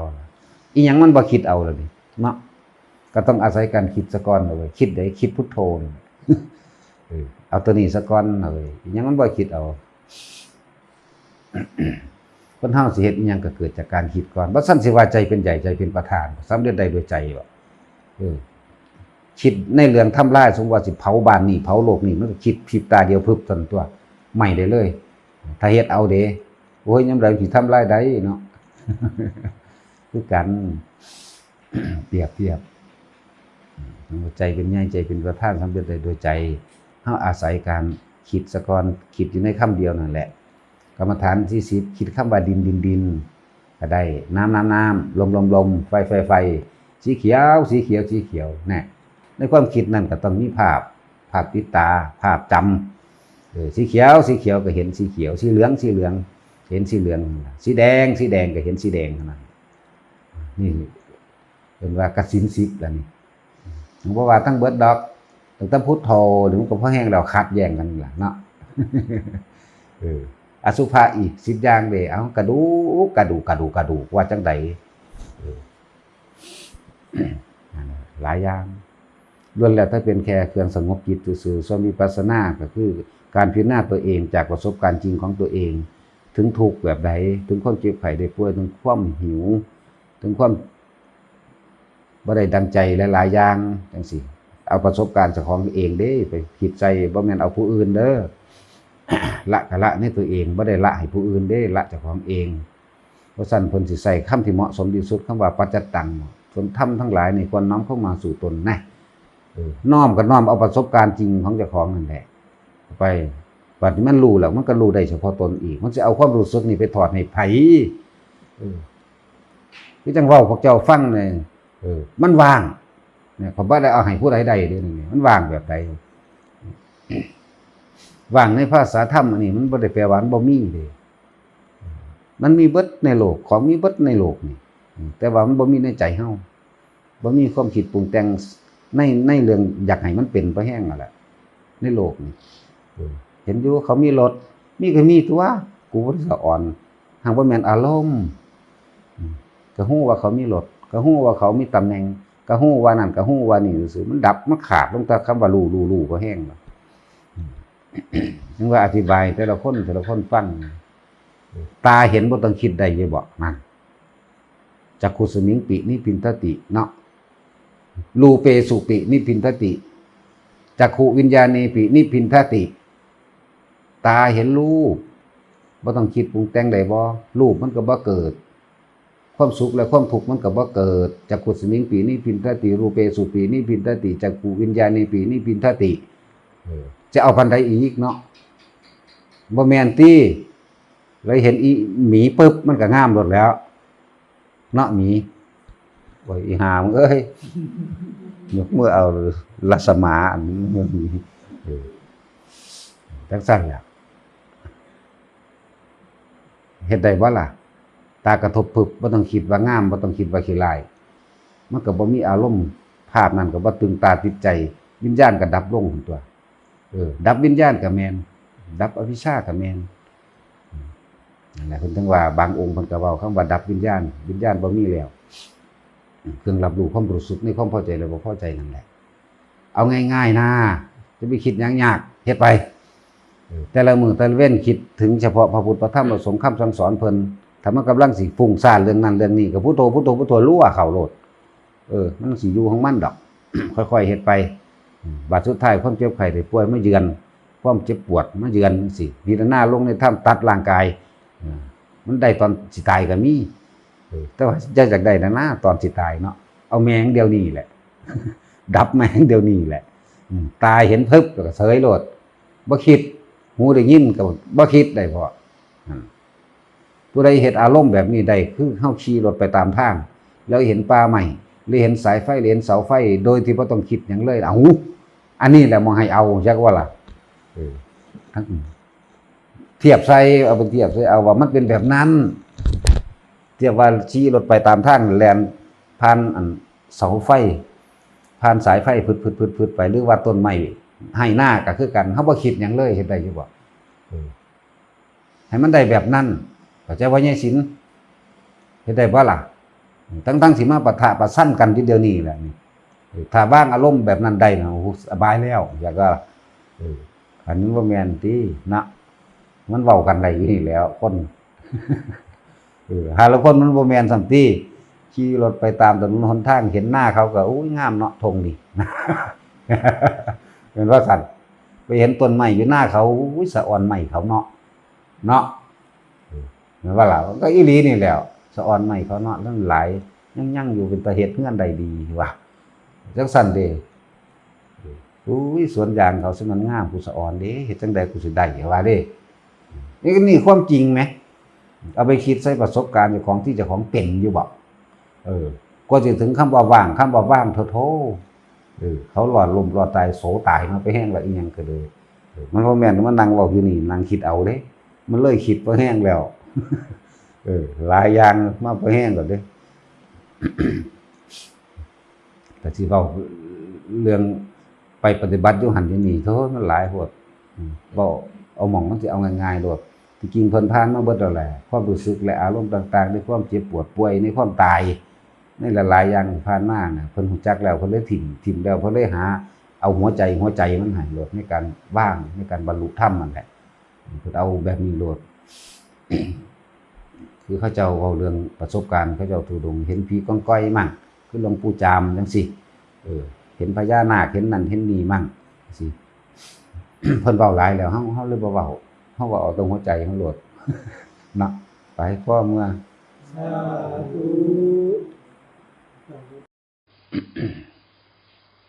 ทุกคนทำความเข้าใจ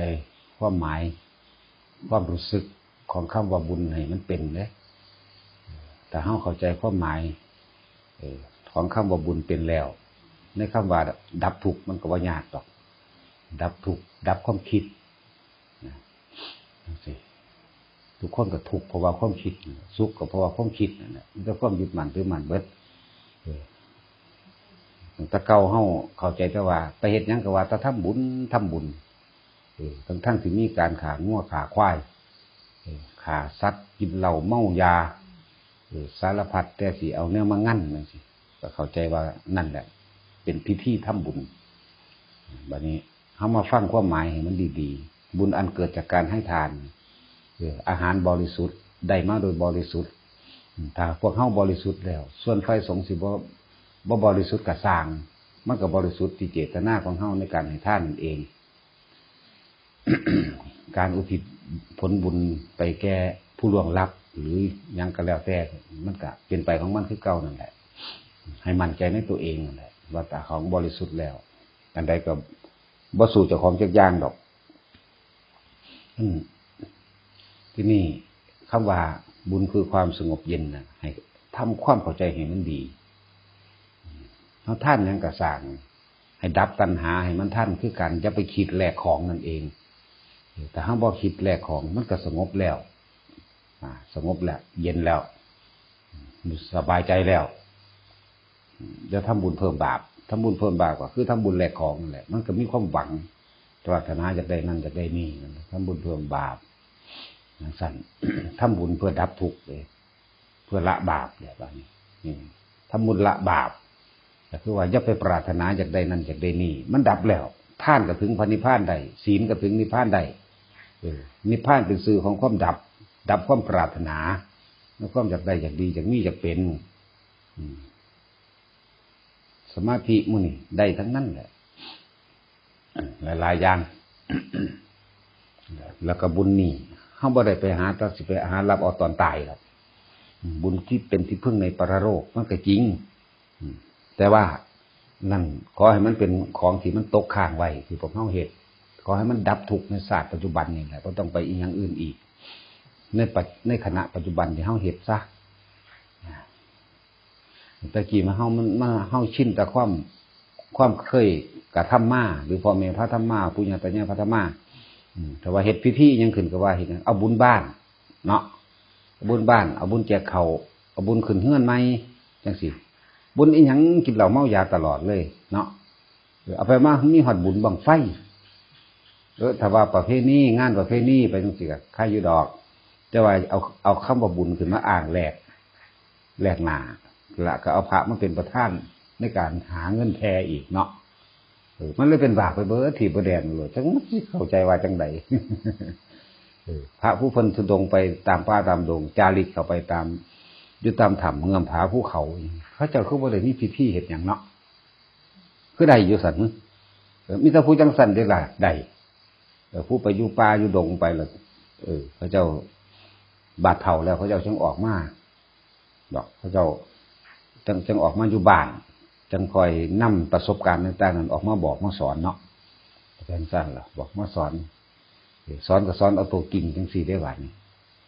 ก็เฮาว่าก่อนนิดเดียวนี่ล่ะบ่ได้พาเฮ็ดพิธีหยังได้บาดนี่มันบ่ล่ะพวกเจ้าก็เคยเห็นอยู่ตัวหลวงตาท่านเท่าใดล้านก็สร้างเอาไว้นั่นแหละเอาไว้นั่นแหละหลวดไหว้เราไปบ่ให้กราบอีกมันคนหลายไหว้เราไปเอาไว้นั่นแหละเงื่อนก็ไหว้อยู่นะแต่จังสั้นเพราะว่าเขาจะเข้าถึงตัวจริงมันแล้วท่านสามารถดับได้เขาว่าดับความคิดนั่นแหละคนเฮาวัฏตาเห็นนั่นเห็นนี่คิดโลดคิดไปในทางอยากได้อยากดีอยากมีอยากเป็นเห็นแก่ตัวนั่นแหละถึงมีอย่างสั้นก็สั้นเพราะว่าความเห็นแก่ตัวนั่นแหละหักก็หักเพราะว่าความเห็นแก่ตัวนั่นแหละบ่ว่าตาเห็นบ่ว่าหูได้ยินนั่นแหละบ่ว่าสิได้กิน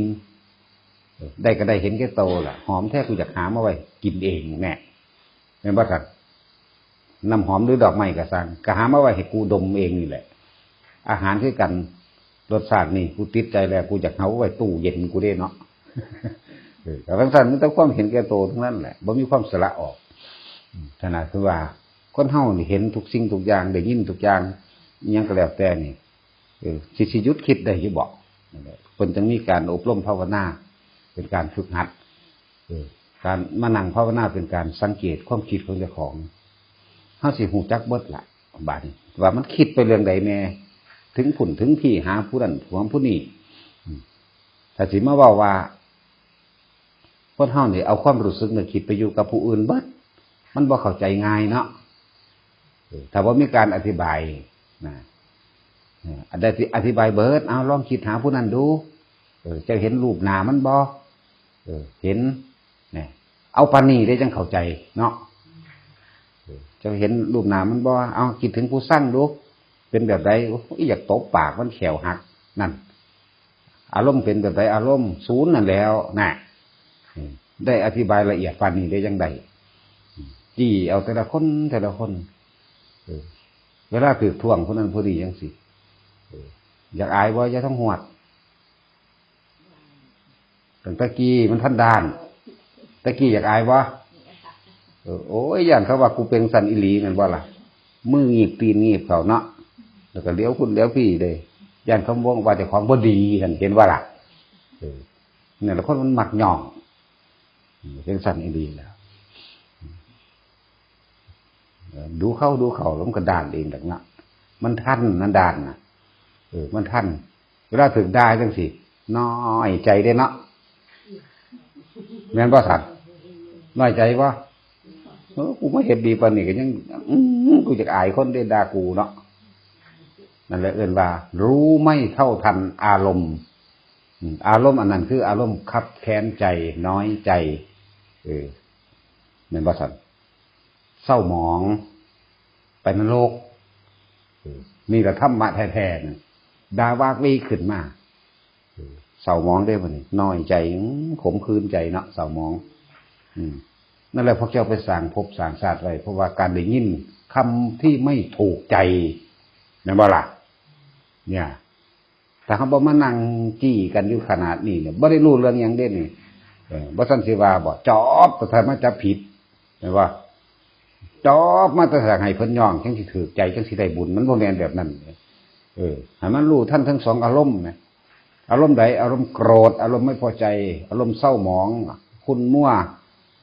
น้อยใจนี่พบได้เกิดขึ้นแล้วถ้าผู้ใดมีอารมณ์นั้นเด้อบัดนี้พิจารณาแหมเข้าใจว่าอีบุตรเป็นจังไดเวลาถึกว่าบอกมาตามตรงน้อยใจบ่เครียดบ่อยากอายคนบ่นั่นแหละมันพบได้เกิดขึ้นแล้วความเศร้าหมองความคุณมั่วจักว่ามันบ่ทันอารมณ์เลยนะนี่ธรรมะแท้นู่นแม่นคำเว้าแบบให้เขาไปย่องหรือว่าไปจำอันนั้นอันนี้มาเว้าแข่งกันซื่อเด้อันใดที่น้อยใจนั่นแหละอันนั้นแหละเศร้าหมองจิตบ่ผ่องใสเพราะว่ามันบ่ทันก็เป็นสั่นตัวพญศิลป์ละลึงเหรอเด้ด่านล่ะเนาะยายศิลป์เป็นสั่นล่ะพญจุ้ยก็ลึงคือกันเนาะยายลมลึงแล้ววะคือไห้อยู่คั่นถ้าว่าลึงถ้าว่ายังไห้แน่เอาน้ำตามาอ่างใส่ตะอาวุธก็เป็นสั่นล่ะอาวุธของสตรีก็มีน้ำตานั่นแหละหูจักบ่ข่อยจังโหดเหี้ยมนี่ก็สิประหารอย่างเดียวได้ข่อยบ่มีการย้อนเด้อมันต้องสิซ้ำนี่ว่าได้ซั่นนั่นแหละมันบ่ทันนี่ล่ะธรรมะมันแท้ๆต้องละอารมณ์จักว่าอันนอกมันเป็นคำบอกเป็นเนื้อยะพวกสิเฮาเกิดความคิดแต่ว่าบาดมันกระทบจริงเป็นจังได๋ล่ะน้อยใจอีหยังกระทุ่มเทเขาว่าได้ละจังซั่นแหละเท่ให้เป็นห่วงเบิดสุอันตัวอย่างด่าตะกูว่าเห็นว่าจังซั่นมันบ่ทันมันมักย่องอยากว่าอารมณ์ อารมณ์ความพอใจของเฮาเมื่อมันกระทบแล้วบ่พอใจแน่ก็พวกเจ้าถือเอาความพอใจตัวเดียวเห็นบ่ล่ะถือใจตัวเดียวนั่นแหละมันก็เลยไปถือเอาตัวบ่ถือใจแม่นบ่สัตว์นั่นแหละมันบ่ทันทั้งสองมันบ่ได้ยากในการดับรู้ท่านอารมณ์แต่ที่แล้วมันด่าพวกขึ้นมานี่พิจารณาได้รู้จักบ่พิจารณาขึ้นมาดิเอาถ้ากูโกรธนี่แสดงว่ากูมนหมองลงนรกได้นี่แสดงว่ากูยังมีความยินดีพอใจกับหลายอะไรสิ่งเพราะว่าหยังขนาดเพิ่นด่านี่เฮาก็เคารพนับถือดีอยู่แล้วนี่ก็ยังเครียดให้เพิ่นอยู่มั้ยบ่แม่นเครียดให้เพิ่นแบบนั่นดอกแบบน้อยใจแบบน่าเห็นว่าล่ะเห็นว่าล่ะบูดแอบเป็นน้อยใจเพิ่นว่ามันบ่ทันเด้อฮู้จักว่าล่ะเดือนนึงเพิ่นบอกโอ้ยอีห่ามึงเอ้ยมันไปเกิดตายจักสักภพสักชาติแล้วได้นั่นอันเดือนนึงจังทันนี่เรื่องซั่นล่ะเอาเดี๋ยวนี้ได้กูบ่ได้เอาเป็นเดือนได้มันตายไปหลายชาติแล้วได้นั่นน่ะใจขาดปุ๊บมันไปนำความเศร้าหมองในความมันคิดถึงนึกเรื่องนั้นเรื่องนี้ขึ้นมาจักเฮ็ดจังได๋มันสิถูกใจมันบ่แม่นแนวนั้นฮู้จักบ่ล่ะ ให้รู้ว่าโอ้นี่กูกำลังยึดมั่นถือมันพบได้เกิดขึ้นแล้วตัวให้รู้ว่ากูกำลังยึดเรื่องนี้ยึดในอุปทานซีนี่อยากให้มันบอกถือตามความคิดเห็นของเจ้าของตั้งไว้ว่าทิฏฐุปาทานแล้วก็อยากให้เขาย่องว่ายกเพิ่นขึ้นมาอย่างที่ว่าอัตตวัตถุปาทานอยากให้มันเป็นไปดังที่เจ้าของยินดีพอใจว่ากามุปาทานนี่อารมณ์อันนี้จากว่าศีลพจน์ปาทานแต่เพิ่นเว้าไปถือที่เจ้าของเคยเห็นมาดีใจนั่นแหละแต่เพิ่นว่าบ่ดีบ่งามเครียดละง่อยไปละบาดนี้เป็นเดือนว่าท่านบ่มึงพันศาสตร์บ่ละเด้จักบ่ถ้ามันตายในตอนนั้นน่ะมันไปจังซั่นดีนั่นแหละให้มันทันอย่าเอาแต่ย่องหลาย นี่แหละมันอยู่มังมีบางสิเฮาสิดับแท้ๆมันนี่ตัณหาคือความอยากอุปทานคือความยึดคือเฮาอยากเฮาตั้งไว้แล้วเอาเฉพาะความพอใจได้คนบ่ได้เอาได้ความบ่พอใจบ่ได้เอาพอจะถือความบ่พอใจมันก็เครียดโลดแหละเครียดเพราะว่ามันบ่ถูกใจมันบ่พอใจนั่นเองเนาะนั่นแหละให้รู้แท่นตัวนี้จักว่าให้มันทันตัวนี้เป็นจังว่าจิตที่เศร้าหมองนั่นน่ะคุณมั่วนั่นน่ะมันไปนรก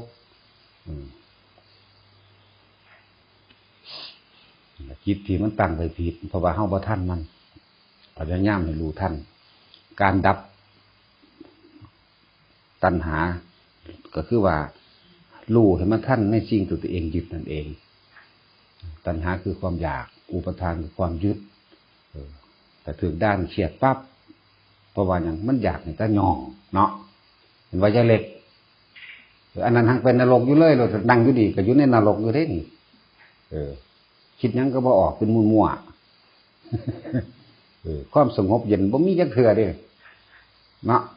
เจ้ากรรมนายเวรเจ้าล่ะพญากองอยากก็เที่ยวฆ่ากันอยู่เพราะนี่แหละประหัตประหารกันอยู่นี่แหละจังซั่นแหละเจ้ากรรมนายเวรรู้จักแล้วว่าเจ้ากรรมนายเวรของแท้คู่เวรคู่กรรมเด่นอีหยังก็อัญชุมารินกับโกบุริเด่นคู่กรรมอยากว่าก็เป็นสั่นล่ะนั่นแหละคู่กรรมอยากว่าให้มันทันจะจอบตะเคียดในผู้อื่นหลายเจ้าสิให้ผู้ใดไม่เห็นถือใจเจ้าแต่ตัวเจ้าเองก็ยังบ่เห็นถือใจเจ้าของแต่ของยังบ่ได้เฮ็ดตามใจที่ผู้อื่นที่เขาสั่งว่าให้เฮ็ดจังซั่นให้ไปจังซี่บ่โดดมันยังพาบ่เอาความอยากได้ดังใจมานะทิฏฐิก็สิบ่เข้าใจอีกเนาะความอยากได้ดังใจนี่แหละความอยากตัณหาคือความอยากอุปทานคือความยึดถ้าบ่ถือใจก็จอบถ้าไปนรกเด้ศูนย์ขึ้นนั่นแหละไปนรกอยากว่าแต่ว่าทุกๆคนอยู่นี่ธรรมะแท้ๆคือเครื่องกระทบที่ด่านั่นแหละในจังซี่เพิ่นบ่ให้อธิบายดอกแต่ว่าอธิบายขอนใหม่ฟังมันก็ต้องอธิบายแม่นบ่ล่ะ ขอนไม้ยังเปลือกยังหนาอยู่เด้ผมแป้นปีกก็สั่นเฮ้ยกลางๆเทียบกับความเพิ่นแป้นปีกแท้ขอนไม้แกนๆเลยบ่แม่นธรรมดาแล้วก็เลื่อยยานอีกขนาดเลื่อยเกินงั้นยานพวกไม้แสนพันพวกนี้รู้จักก็ล่ะก็เอิ้นเลื่อยผู้ใดมื้อเลื่อยนี่พูดเข้าใส่หน้านี้เบิดก็คือพวกเจ้านั่นแหละแต่จังว่าพยายามรู้ทันความคิดของเจ้าของเองอย่าให้มันตกสู่ใต้อารมณ์ความคิดอันใดที่มีก่อเกิดอารมณ์ความคิดอันนั้นหรือว่าในความคิดอันนั้นที่ไม่ก่อเกิดอารมณ์พบได้ขาดขึ้นแล้วพบได้ดับไปแล้ว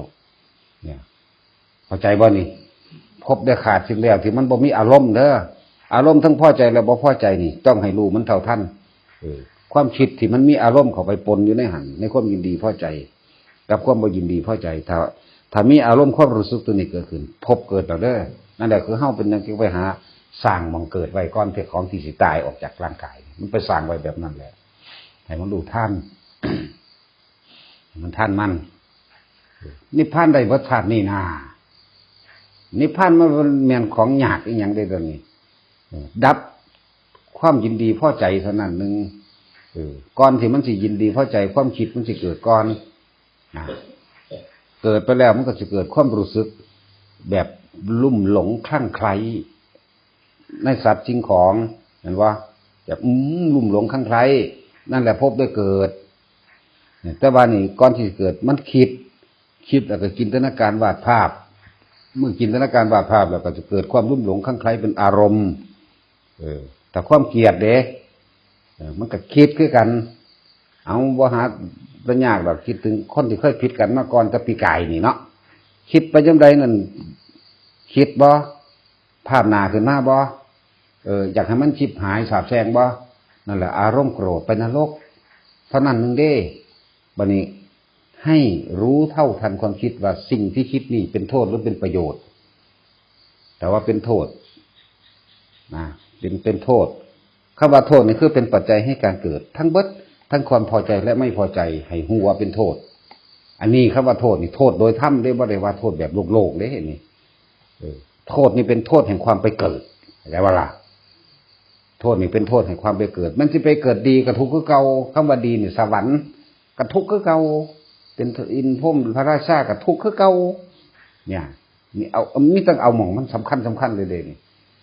คำว่านี่บางทีไม่เป็นโทษเด้คือเฮาบ่ยึดความมีตัวตนคือเฮาบ่ได้ลุ่มหลงในสิ่งที่เฮาพอใจล่ะเฮาไปหวังประโยชน์จากสิ่งที่ทำเข้าใจว่าล่ะคือจังเฮาให้ทานกับสัตว์นี่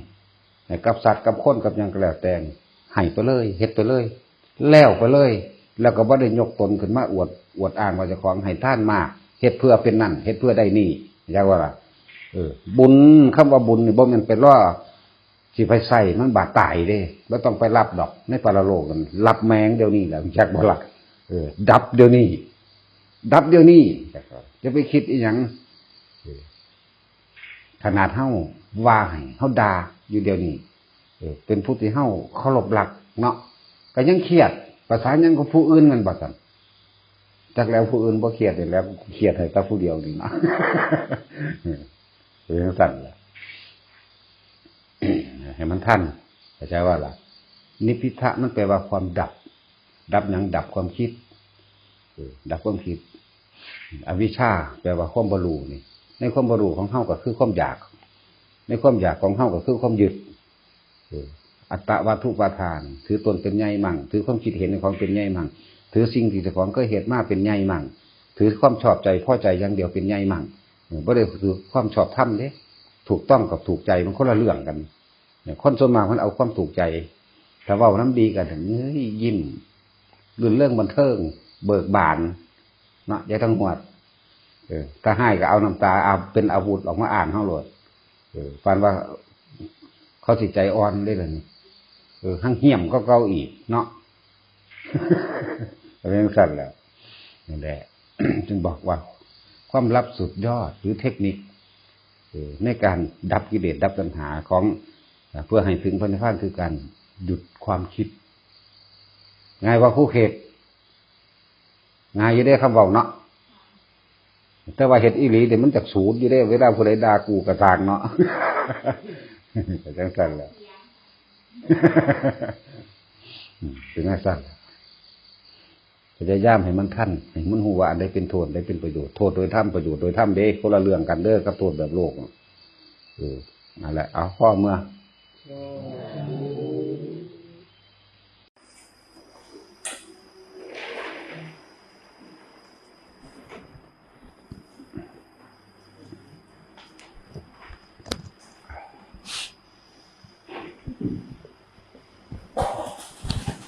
ก็ได้ท่าน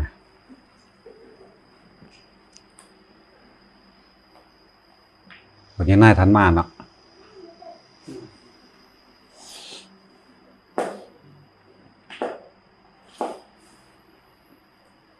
อินูหินได้รับขนมบ่ได้มาเอาตี้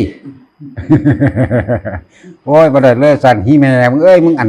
กำลังกินเงียบๆอยู่เด้อสั่นลูกอีดำ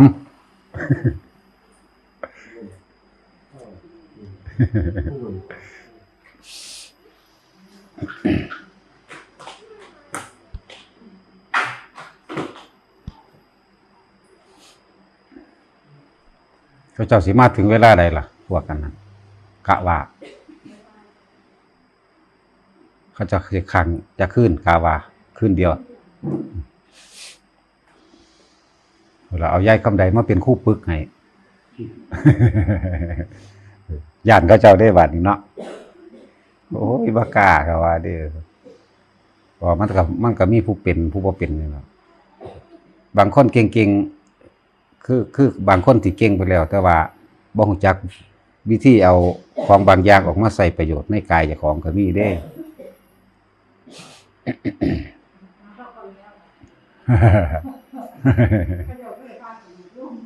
หมู่ลงก็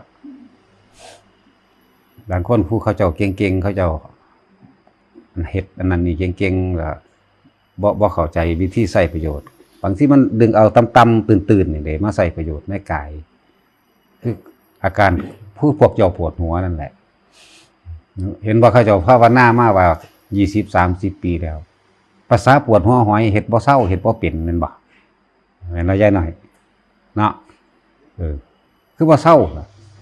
จังซั่นแหละบางทีมันก็ข้ามไปก็มีกรรมเก่ากรรมมันบังบ่ให้คิดพอตัวนี้ออกมาปกตัวนี้กลบเกลื่อนตัวนี้มันหลายอย่างอยู่ จังว่าบ่ต้องนั่นดอกเ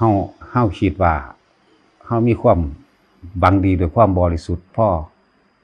เฮาบ่ได้ว่าผู้ใดเก่งบ่มีผู้ใดเก่งจักกะล่ะแต่เก่งบ่เกิดมาดอก คนฉลาดเขาบ่เกิดดอกหรือคนโง่ผู้ล่ะเกิดจักกะล่ะ ก็ไปจังซั่นเด้ถ้าฉลาดบ่มาเกิดดอกมันต้องโง่แล้วต้องเกิดนั่นแหละ สำหรับพวกที่บ่มีเวลาเข้ามาปฏิบัติธรรมนำวัดหม่องใดก็สร้างอยู่ไสก็ตามในโลกนี่ให้พยายามเฝ้าสังเกตความคิดเจ้าของอยากรู้จักว่าทุกข์มันเกิดจากหยังเวลามันจากใดนั่นนี่เวลามันสูญให้คนให้สังเกตความคิดของเจ้าของให้ดี พวกฟังอยู่ทั้งบ้านก็ตามนะว่าให้สังเกตความคิดเจ้าของเด้อแล้วถ้าเฮาสังเกตความคิดได้แล้วเฮาสิค่อยๆรู้ทันมันดอกแม้นเฮาสิบ่มีเวลามานั่งสวดมนต์ทำวัดหรือมานั่งทำสมาธิคือหมู่ก็ตาม มันก็คอยได้อีกแบบนึงนั่นแหละความหลุดพ้นมันบ่แม่นสิมาหลุดพ้นแต่อย่างโดยการอบรมสมาธิอย่างเดียวหลุดพ้นโดยการคิดก็มีคือการเฝ้าสังเกตจิตตนเองนั่นแหละเป็นวิธีที่สำหรับคนบ่มีเวลา มันก็อันความสาความเร็วมันก็แล้วแต่ไปต่อมันในขณะใดที่เฮารู้เท่าทันความคิดที่เฮากำลังโกรธคนผู้นั้นคนผู้นี้อยู่นั่นน่ะถ้าคำว่าในขณะใดที่รู้มันก็เศร้าแล้วแหละคำว่ารู้แล้วเพิ่มขึ้นมามันก็รู้กำลังสิปรุงแต่งไปมึงมายากหลวงปู่แม่มึงหยังอีหามึงหยังสั่นจังซี่นะโอ้ยเขาเรื่องมันก็แล้วไปแล้วคือจักสิกูสิคิดไปมันได้หยังเนาะนี่มันก็เศร้าแล้ววิธีสังเกตความคิดมันก็เศร้าแล้วซ้ำนี่นึงมันบ่ได้ลึกล้ำอีหยังคือไปอ่านเขามาดอกความจริงมันอยู่แค่นี้นั่นแหละมันก็ถ้าว่ามีไอ้คนเว้านำสิเป็นคนทำงานหยังก็แล้วแต่ก็นึกถึงคำพุทโธพุทโธในใจไปเรื่อยๆแหละมันสิคอยสังสมไป บ่ต้องไปหวังผลสูงว่าแบบนั้นแบบนี้เฮ็ดไปเรื่อยๆเอาพุทโธไปเรื่อยบ่มีหยังคิดก็คิดถึงพุทโธนั่นแหละอันนี้ก็คิดถึงขอธรรมที่เพิ่นแสดงออกมาเทียบกับประสบการณ์ชีวิตจริงของเจ้าของแต่ว่ามันในสุดท้ายแหละทุกคนก็เดินทางสู่ความตายอยู่แล้ว ใครสิมีมากมีน้อยก็สร้างความสุขและความทุกข์แท้จริงมันขึ้นอยู่กับการวางความคิดต่างหากถ้าเฮาว่างเป็นมันมีมากก็สุขได้ถ้าเฮาว่างเป็นคือกันแม่นบ่มีหยังมันก็ว่างได้คือกันมันขึ้นอยู่กับการว่างใจให้มันเป็นกลาง ส่วนมากคนมันบ่ฝึกหัดบ่เฝ้าสังเกตความคิดเจ้าของมันไปหาสังเกตการกระทำผู้อื่นสังเกตคำเว้าผู้อื่นแล้วก็ไปยืนยันตัดสินเขาไปเป็นกรรมการตัดสินเขานั่นนี่ไปวิจัยวิจารณ์เขาความถูกมันก็เลยแล่นไปอยู่กับบุคคลผู้อื่นทั้งที่บ่ได้รู้โตเลยเด้บ่รู้โตว่าเจ้าของกำลังเป็นหยังเฮ็ดหยังกำลังสร้างภพสร้างชาติบ่ฮู้จัก เข้าใจว่าตายไปแล้วตีอันคำว่าภพน่ะมันจังสิเกิดขึ้นให้เฮาฮู้ นั่นแหละถ้าเฮามาเรียนรู้คำสอนเพิ่นแล้วพุทธเจ้าแล้วเฮาก็สิฮู้ว่าโอ้นี่ความคิดนี่แหละเป็นปัจจัยให้เกิดอารมณ์ต่างๆเกิดขึ้นอารมณ์นั่นแหละก็คือภพได้เกิดขึ้นแล้วนั่นในความพอใจกับบ่พอใจถ้าจะตัดภพตัดชาติก็ตัดความคิดหยุดความคิดหยุดตัวเดียวมันก็อยู่หั่นแหละมันคิดมาอีกสังเกตอยู่เรื่อยมันก็เศร้าไปเรื่อยเศร้าไปเรื่อยหยุดไปเรื่อยนั่นแหละเป็นวิธีที่ปฏิบัติบ่ยากดอกเอาไปคิดไปตามพิจารณาความเป็นจริงเบิ่งแต่ละคนบ่ว่าอยู่นี่หรือว่าฟังอยู่ก็ตามสุขทุกข์อยู่ที่ความคิดแต่ถ้าว่างเป็นมันก็ว่าทุกข์นั่นแหละแต่ว่างบ่เป็นมันก็ทุกข์นั่นแหละก็วนก็ว่ายร้อนล้นอันนั้นอันนี้คิดคือเวลาเฮาคิดถึงสิ่งที่เฮาบ่ได้ดังใจแล้วก็มีบุคคลผู้ใดผู้หนึ่งมาขวางบ่ให้มันได้ดังใจนี่มันสิเก็บเอาคนผู้นั้นมาโทษมาเป็นสาเหตุว่าเป็นน้ำบักนั้นอีนั่นเฮ็ดให้กูบ่ได้แล้วก็คิดไปอื่นๆอีกบาดนี้หลายอย่างคิดไปอยากตีอยากฆ่าอยากให้เขาชิบหายทำลายแค่ของเล็กน้อยก็ความคิดคนฆ่ากันได้ยามใดมันสิตายเด้ว่าไปพุ่นเด้ความคิดเล็กน้อยนี่ได้บ่ได้หลายเด้ความผิดเล็กน้อยถ้าเป็นเรื่องความผิดก็ดี มันก็สามารถฆ่ากันได้เงินบาทหนึ่งหรือ20 บาทมันนี่ฆ่ากันได้เลยในความผิดคือมันบ่ยอมกันอยากให้เขาชิบหายแนวนั้นนี่ยังตายสาบแซงเขาไปเบิดโคตรเหงาสักกะลาดเขาว่าไปพุ่นเด้ก็ธรรมดาดิเบิดขั่วบ่โสดเขาเด้ผิดกันย้ำเงิน10 บาทนี่ก็ดีอันนี้เป็นความจริงเลยเฮาผ่านเห็นมาซึ่งเฮามองเห็นแล้วมันก็ภาษาสำนันธรรมดาเฉยๆอยู่ ถ้าว่าทุกคนเฝ้าสังเกตความคิด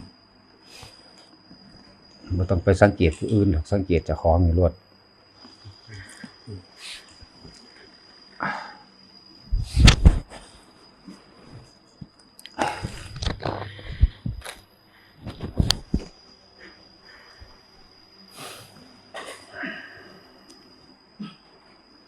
ผู้ใดอยากดับทุกข์ก็ดับทางความคิดนั่นแหละให้มันได้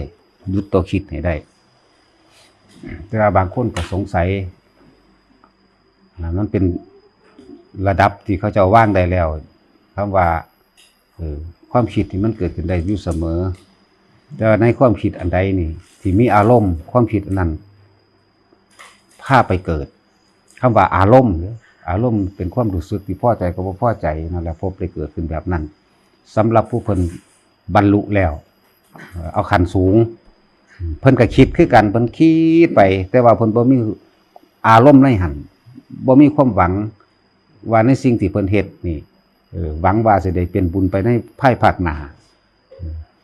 หวังว่าสิอาศัยบุญไปในภายภาคหน้าเพิ่นบ่หวังแล้วในความคิดของเพิ่นคือเพิ่นสร้างนั่นสร้างนี่ก็แล้วแต่สงเคราะห์โลกนั่นบ่ได้มีความหวังว่าให้ผู้ใดเข้ามาเคารพนับถือหรือว่าได้มีความหวังว่าสิเอาบุญบารมีตัวนี้เพื่อสิไปเกิดเป็นนั่นเป็นนี่ชาตินั่นชาตินี้เด้ ความคิดอันนั้นเป็นความคิด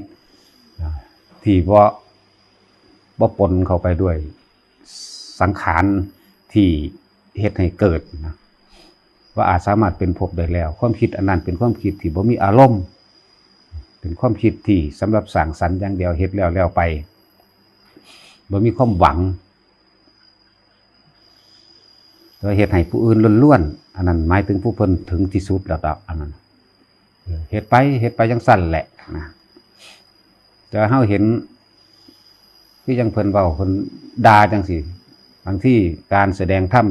มันก็อาศัยการแสดงท่าทางคือหายคือดุดันเฮ็ดคือจังมีอารมณ์ แต่บ่เฮ็ดจังสั่นมันก็บ่ฟังอีหลีนั่นแหละบ่เข้าใจพร้อมเนาะยายเกียวถ้าบ่ด่าบ่ฮู้จักหยังอีหลีได้เนาะมันหลายประเภทด้วยกันพวกเนยยะนี่ต้องอาศัยการด่าดุๆพวกให้ข้อแนะนำเนื่องไปได้เว้าอยู่ตลอดเนยยะพอเว้ากันได้ซื่อเด้อย่าคิดว่าเจ้าของนั่นเด้นั่นแหละว่าคอยเฮ็ดไปเรื่อยๆเอาบอกวิธีที่ปฏิบัติง่ายก็คือเฝ้าสังเกตความคิดเจ้าของเองอย่าให้มันไปทำลายผู้อื่นเพราะการไปทำลายสาปแช่งผู้อื่นคือการทำลายเจ้าของเองในขณะนั้นเลย สังเกตเบิ่งเนื้อในกระดูกมันสิเต้นมันสิสั่นเข้าโลดหัวใจก็เต้นดึกเข้าศูนย์นึกวาดภาพจินตนาการตีปากเขาดึงเขาตีเขามีดฟันหัวเขาแต่ในขณะนั้นเจ้าของกำลังทำลายเจ้าของหาหัวใจมันไหวครับทึบตายในขณะนั้นเจ้าของได้ไปนรกนั้นบ่แม่นเขาเด้จึงบอกว่าพยายามเฝ้าสังเกตความคิดดีๆโดยเฉพาะตัวรุนแรงนี่มันสิพาลงนรกตัวรุนแรงตัวบ่พอใจตัวโกรธตัวบ่โกรธก็จังค่อยๆซึมไปเว้าทั้งเบิดเว้าได้อยู่ดอกคือบ่ต้องคิดหยังเลยพ่อเนาะยายน้อยไอ้ยังก็คู่แดงบ่แม่นบ่แอนเนาะผู้อ้วนนั่นคนละคนนั่นนำให้มันทันเร็วๆกว่านั้นจักกะละให้มันเร็วกว่านั้นเวลาอย่างมันพูดขึ้นมานะคิดไปเกิดไปตายทั้งใดเดี๋ยวนี้มันก็เศร้าดอกเด้อเท่านั้นเองเด้แรงกระทบมันจบไปนานแล้วบัดนี้เฮาไปดึงมันขึ้นมากระเทือนใหม่มันก็ซ้ำเป็นใหม่เด้ซ้ำเป็นปัจจุบันเอาปัจจุบันไปเป็นอนาคตเอาอดีตไปเป็นอนาคตผู้ใดคิดถึงอดีตอนาคตก็เกิดขึ้นพร้อมกันนั่นแหละแต่ว่ามันบ่มองเข้าสู่ปัจจุบันคือหยุดคิดเดี๋ยวนี้นี่เนี่ยเฮาลองคิดถึงอดีตบางเรื่องมึงด้วยคิดถึงแล้วก็อดีตบางเรื่องถ้าเฮาคิดว่าเฮาตายจมอยู่กับสิ่งที่เฮาคิดเรื่องอดีตติอนาคตมันสิไปไสล่ะแน่อดีตกับอนาคตมันอยู่นํกันนั่นเด้งั้นเราจะหน่อยฉะนั้นหยุดในปัจจุบันเพิ่นจึงมีเครื่องอยู่อันนี้เพิ่นให้อยู่กับลมหายใจถ้าผู้มีเวลาเด้ ก็เฮาสังเกตลมเข้าลมออกดูๆมีคำบริกรรมพร้อมก็แล้วแต่ได้ทั้งนั้นแหละแล้วเฮาสิค่อยๆเห็นความคิดมันสิผุดขึ้นมาเรื่อยๆต่อไปลมมันก็ว่างถ้าลมมันว่างแล้วมันสิเห็นแต่ความตกจิตนี่เดินบัดนี้เห็นสารพัดสารพันหลายอย่างคำว่าเห็นว่ามันตาเห็นเด้ทั้งในผมได้เห็นยังเห็นความคิดนั่นแหละเห็นความคิดสร้างจินตนาการไปนั่นไปนี่เรื่อยบ่รู้จักระงับดับ นั่นถ้าเฮาบ่อาจสามารถรู้ทันความคิดได้ทันทีในขณะที่มันเกิดพยายามอยู่กับลมหายใจให้ได้หยุดวิธีนั้นคือเอาความรู้สึกนึกคิดความรู้สึกทางกายเฮาเนี่ยให้มันรู้สึกว่าลมเข้าลมออกได้ส่วนความคิดก็อยู่ในคำบริกรรมนั่นเอง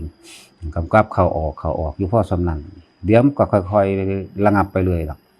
ความร้อนรนกระวนกระวายทั้งหลายก็ค่อยสั่นเข้าหรอกอันคำเบามันเบาได้อยู่ดอกแต่เฮ็ดมานี่มันก็เท่าไหร่30 กว่าปีแล้วผู้บางคนหาก็มาเริ่มมันก็เลยเข้าใจยากมันก็เลยรู้สึกว่ายากบางคนหาก็เริ่มแค่นี้แต่ยินแต่ฟังดำปีนี่ยังถือว่าหน่อยอยู่อย่าเพิ่งคัดแย้งอย่าเพิ่งเห็นตามแต่ว่าขอให้กระทำตามซะก่อนอย่าคัดแย้งเลยทีเดียวอย่าเห็นตามเลยทีเดียวให้เฮ็ดตามนั้นทดลองพิสูจน์ด้วยตัวเองซะก่อนแล้วมันสิค่อยๆระงับดับหายไปเองครับเอาพอ